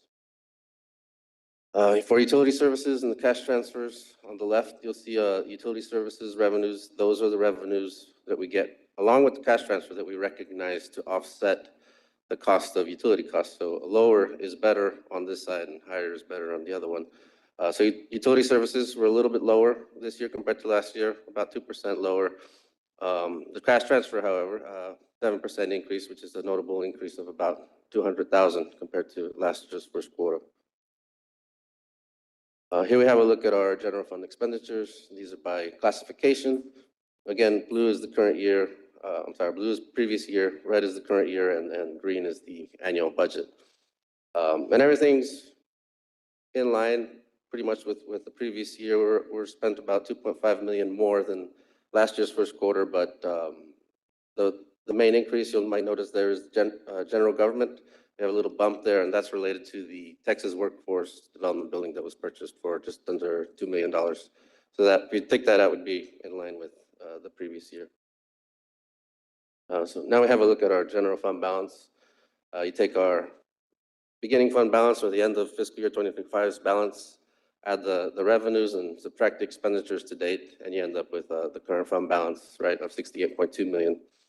And of that amount, 54.5 million is our unassigned balance, which is 4.4 million higher than last year's first quarter. And that represents 150 days, which is a significant amount over our base of 90 days. That does include, like I mentioned, we're at 77% of the property tax collections, which inflates our revenues a little bit in the beginning of the year, and those will taper off or level out with the expenses towards the end of the year. Other fund summary, here we have our special revenue funds, convention and tourism, which is funded by the hotel motel tax, community development, CDBG grants. Street and drainage is by a fee that PUB collects on our behalf. We have our two debt service funds, non-bonded debt service, which is for items like lease capital purchases, and then bonded debt, which is for our standard certificates of obligation. Then we have our 9 enterprise funds, right? So we have our beginning balance, revenues, expenses, and then the non-operating revenues, which is usually the operating transfers that they receive, and then their ending fund balance. They're all performing as expected. The only notable one with the big change is the debt service fund, right, due to the property tax collections, 8.2 million beginning balance, 31 million ending balance, but we make our debt service payments in February and August, so that'll bring it back down once those are made. This is as of December. And then we have our employee benefits fund, right? We're self-funded insurance. And on the right, you'll see we had 5.2 million in contributions for the first quarter, 4.6 million coming from the city. Employees and retirees contributed about 600,000. And then we had disbursements or medical claim payments of 2.3 million, leaving us with a healthy fund balance of 2.1 million. And on the left, you see the breakdown of our medical complaints in that pie graph. Medical claims coming in at 41% of the total cost, followed by admin fees at 33%. Prescription drug claims came in below that at 14%, followed by specific and aggregate stop loss. And then we had the healthcare consultant and miscellaneous both at about 1%. Some of the economic indicators that we look at are the Veterans Bridge crossings. For the first quarter, we had about 800,000 in payments from the bridge, and that's a slight increase over fiscal year 2025. On the right side, you'll see the types of vehicles or pedestrians that cross, right? Auto and motorcycle is the primary traffic that we see, followed by commercial vehicles, and miscellaneous is the pedestrian and bicycle traffic, right? So at the very bottom, we have the totals that are underlined. So you can see in fiscal year 2026, we are upticking compared to last year. So hopefully that trend continues and we see increased traffic along the bridge. Here we have a look at our building permits. On the left graph, you'll see a comparison of the first quarter of fiscal year 25 with this year's fiscal year 2026 and the type of permit. You've got the number of permits and the value, and at the bottom we have the overall percentage increases. Overall significant increases, 15% in the quantity of permit issues, and we also had a significant increase in the value compared to last year, 205%, notably in the apartments and new commercial.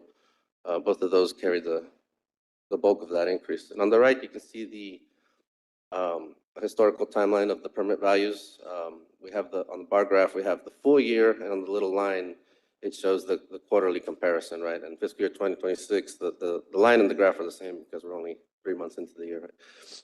So in fiscal year 2025, we had the lowest first quarter in recent history, and then we actually ended up the year at the highest permit values, right? And so in fiscal year 2026, we're actually just about triple the value of fiscal year 2025's first quarter. So it'll be interesting to see how we end the year, but the momentum is looking pretty good. Lastly, we have our investment report. We currently have about 393.6 million in idle funds that we invest according to the Public Funds Investment Act. And on the left, you can see where it's distributed among the investment vehicles that we use, 68% being in public funds investment pools, 23% in the money market, and 5% in U.S. Treasury bills, notes, and bonds. And then the rest is The 4% is in our checking account, essentially. On the right, we have our investment policy compliance, right? We have limits to how much we can put in each of these investment vehicles, and it's kind of cut off on mine. But on the right side, it says yes or no, and they all say yes. We're in compliance with our investment policy. And the performance metrics that we have at the bottom, we have our weighted average days to maturity. Last year, we had 64 days. And our limit is 365 days. And this year, we're a little bit more liquid at 42 days.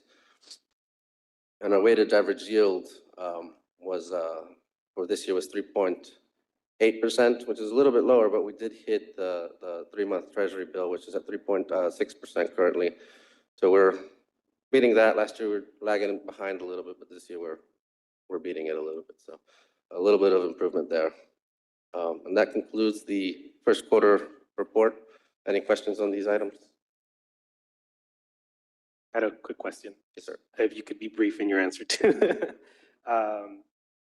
the transfer annual versus quarterly, what kind of benefit does that give us? So it just helps us manage our cash flows a little bit better rather than waiting to the end of the year to assess where we need to be. We'll proactively look at where we need to be. But this is like similar to us amending our budget policy, increasing it to 38%. That way we come less to budget amendments and things like that. So these are operating transfers from like the bridge fund to the general fund, from the landfill to the general fund that we looked at, not necessarily the mid-year amendments. Does that explain? Yeah, thank you. Questions or comments? I'll entertain a motion to acknowledge. Moved. All right, Second. we have a motion and a second. Any further discussion? If not, all those in favor, please say aye. Aye. All those opposed say nay. Ayes have it, motion carries. Thank you. Thank you.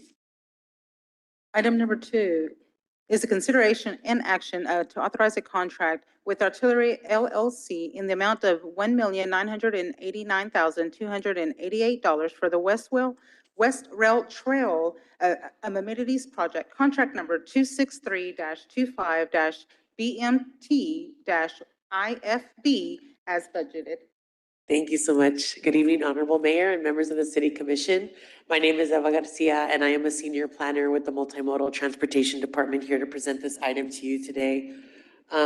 So the project scope of this amenities, the West Rail Trail Amenities, has been long awaited. There is federal funding for this project, and we were awarded $900,000 for the construction installation of amenities such as a restroom, water lines, sewer lines. And I use this image here because this image shows a parking lot, one of 3 parking lots that is proposed, that is a part of this project scope. And this one particularly is off of Palm Boulevard, and it includes a public restroom, the only public restroom in this package. That'll come with it's ADA compliant, and there's other amenities here such as the lighting, the bike repair station, trash receptacles, etc. And so this is throughout the 6.6 miles of the existing trail. And additionally, as part of this, the timeline of activities was that the city did advertise and let this project last year, early 2025. There were 0 bids received, and for that reason, we did have to re-let the project in the fall, and we had 2 bids received. And so with your approval today, we would hope to be able to proceed with this project so that we can start construction in March. Do you have any questions for me? Is there a match for this, or is this the total amount? Up to $900,000 is reimbursable for federal expenses. So yes, there is a match. The rest the city covers. So half essentially. Yes. And is there any intentions of doing this to the rest of the trails around the city? Ideally, we would, but again, it helps to have federal funding to match. And so we will continue to apply for grants to secure funding for other trails. Absolutely. Southmost is ready whenever you're ready. Yes, yeah, and I think like what's hard about Southmost is finding the space, the right of way for parking areas, especially public parking areas. But of course, we need to do that work as planners and look at that and see what. And we love other people's money, so more grants. Yes, we have some more phases coming to Southmost for the trail extensions. Thank you. This is great, but we also have the lights, Dodo. Have we looked into the issues we were having on the lights? Yes, we have started a lighting assessment. I think we're looking at a potential package for more sustainable lighting, like solar lighting, because we had the issue with the connected lighting, I suppose. And we want to make sure that there's also maintenance that our Parks Department, we're not burdening our Parks Department and other departments to be maintaining that. And so we're navigating that through an assessment right now. So right now we have, what is it, like 18 and 27? I don't remember the amount that are off. Are these gonna be on that area as well, or we're not looking at that area yet? Well, this is gonna be throughout the whole trail, but because there was existing lighting, this project does not include lighting. We have installed some solar bollards in some of the areas north of Alton Glore, but in the area that you're talking about, we're still looking at how to address that. Okay, and trash cans, right? We are gonna. Trash receptacles are there, and the Parks Department is aware. They were part of the selection of what type of amenities to use, because of course, we lean on them for their maintenance support. Thank you. Questions or comments from the commission? I move to approve. Second. You can say something. I'm concerned about the durability of these shade structures. Like, have they been tested for vandalism and? So the shade structures in the image is more of inspiration. The plan set in the one before kind of shows a different type of canopy, but these are all state and federal specifications that must be approved. So in terms of vandalism, I'm not 100% sure, but they do have to be specs that are approved by the state. You know, since we do have a comment, I do have a comment as well. Hopefully we can put, before we do anything crazy, put a water line there, because what we need are trees. I mean, these are great, but these are gonna last for 5, 6 years. They're gonna fall, they're gonna be terrible. And if we have trees, in 10, 12 years, we'll have beautiful trees. And in 30, 40 years, they'll still be there. Hopefully Water we can look at lines the are, trees. I think we spoke about it, right? water lines are part of this project, absolutely. I was gonna say, we do have water fountains, and so the water lines are coming. We'll talk about irrigation. Just to add, Commissioner, I know when we worked with BCIC on the mini forest, we told BCIC board that through this project, we'll make sure that we add the water lines. So the city can now go implement and add more trees. Shade trees, I don't want no palm trees. Okay, I believe we had a motion. Do we have a second? Second. We have a motion and a second. Any further discussion on this item? If not, all those in favor, please say aye. Aye. Aye. All those opposed say nay. Ayes have it, motion carries. Thank you for your time and support. We got Commissioner Macias for that second. Thank you, Ms. Myra. Yes. Moving on to action item number 3 is the consideration and action to repeal the prior action approved on September 16, 2025 in regards to the City Commission pro tem rotation schedule for the calendar year 2026 in the adoption of the resolution number 2026-037, establishing a revised mayor pro tem and the deputy mayor pro tem rotation schedule and the protocol for calendar year 2026. So before you for your consideration is that following the January 17th strategic planning session, that the City Commission did provide direction on providing the new structure for the pro tem roles. So before you is to repeal the resolution that was done in 2025 to adopt the quarterly rotation between the 2 at-large commissions, which will be consistent with the direction. Each will serve 2 quarters in each role. So the next slide is the attachment that is attached to the resolution, which is Exhibit A, that shows that quarter 1 will be the commissioner at large as mayor pro tem, and then the deputy mayor pro tem as the commissioner for B. So each will serve 2 quarters for that year. So the recommended motion is to approve the resolution to repeal the prior action and to adopt the revised mayor pro tem and the deputy mayor pro tem rotation schedule for this current year, 2026.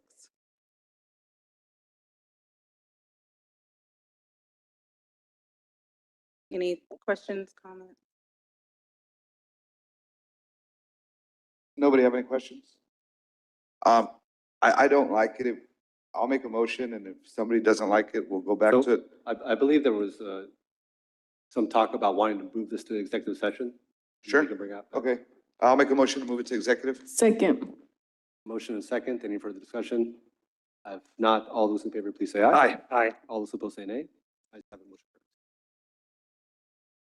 carries. Board appointments, we do have one for your consideration. It's for action on resolution number 2026-033 to appoint or reappoint members to the Downtown Tax Reinvestment Zone number 3 for mayor's appointment.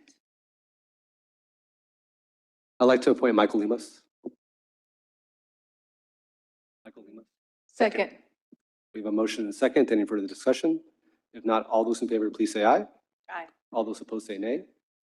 Ayes have it, motion carries. Thank you. Thank you. Mayor, may we enter into executive session? Yes, so moved. We have a motion and a second.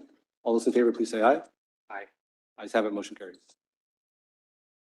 Thank you. The city commission will enter into executive session for the individual consideration, item number 3 as moved, as well as the following closed session pursuant to the Texas Government Code 551.071 related to the One City Committee update. Item 2 is regarding to section 551.071 and .072 and .087 related to project Portero. Item 3 is closed session pursuant to 551.071 related to project release. Item 4 is closed session pursuant to section 551.071 in related to the malpractice lawsuit against Denton, Navarro, Rodriguez, Burnell, Santee, and Zec PC. The city commission is entering into closed session at 7:20 p.m.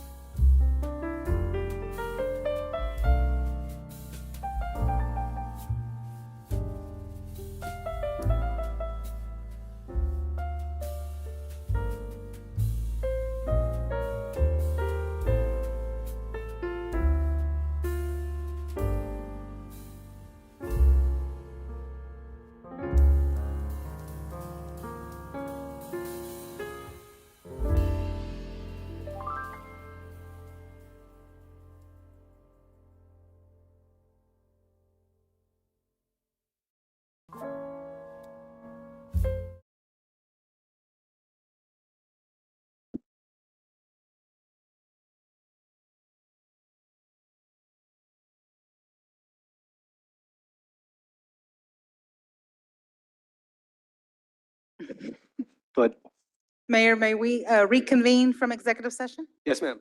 Thank you. The time is 8:22 PM.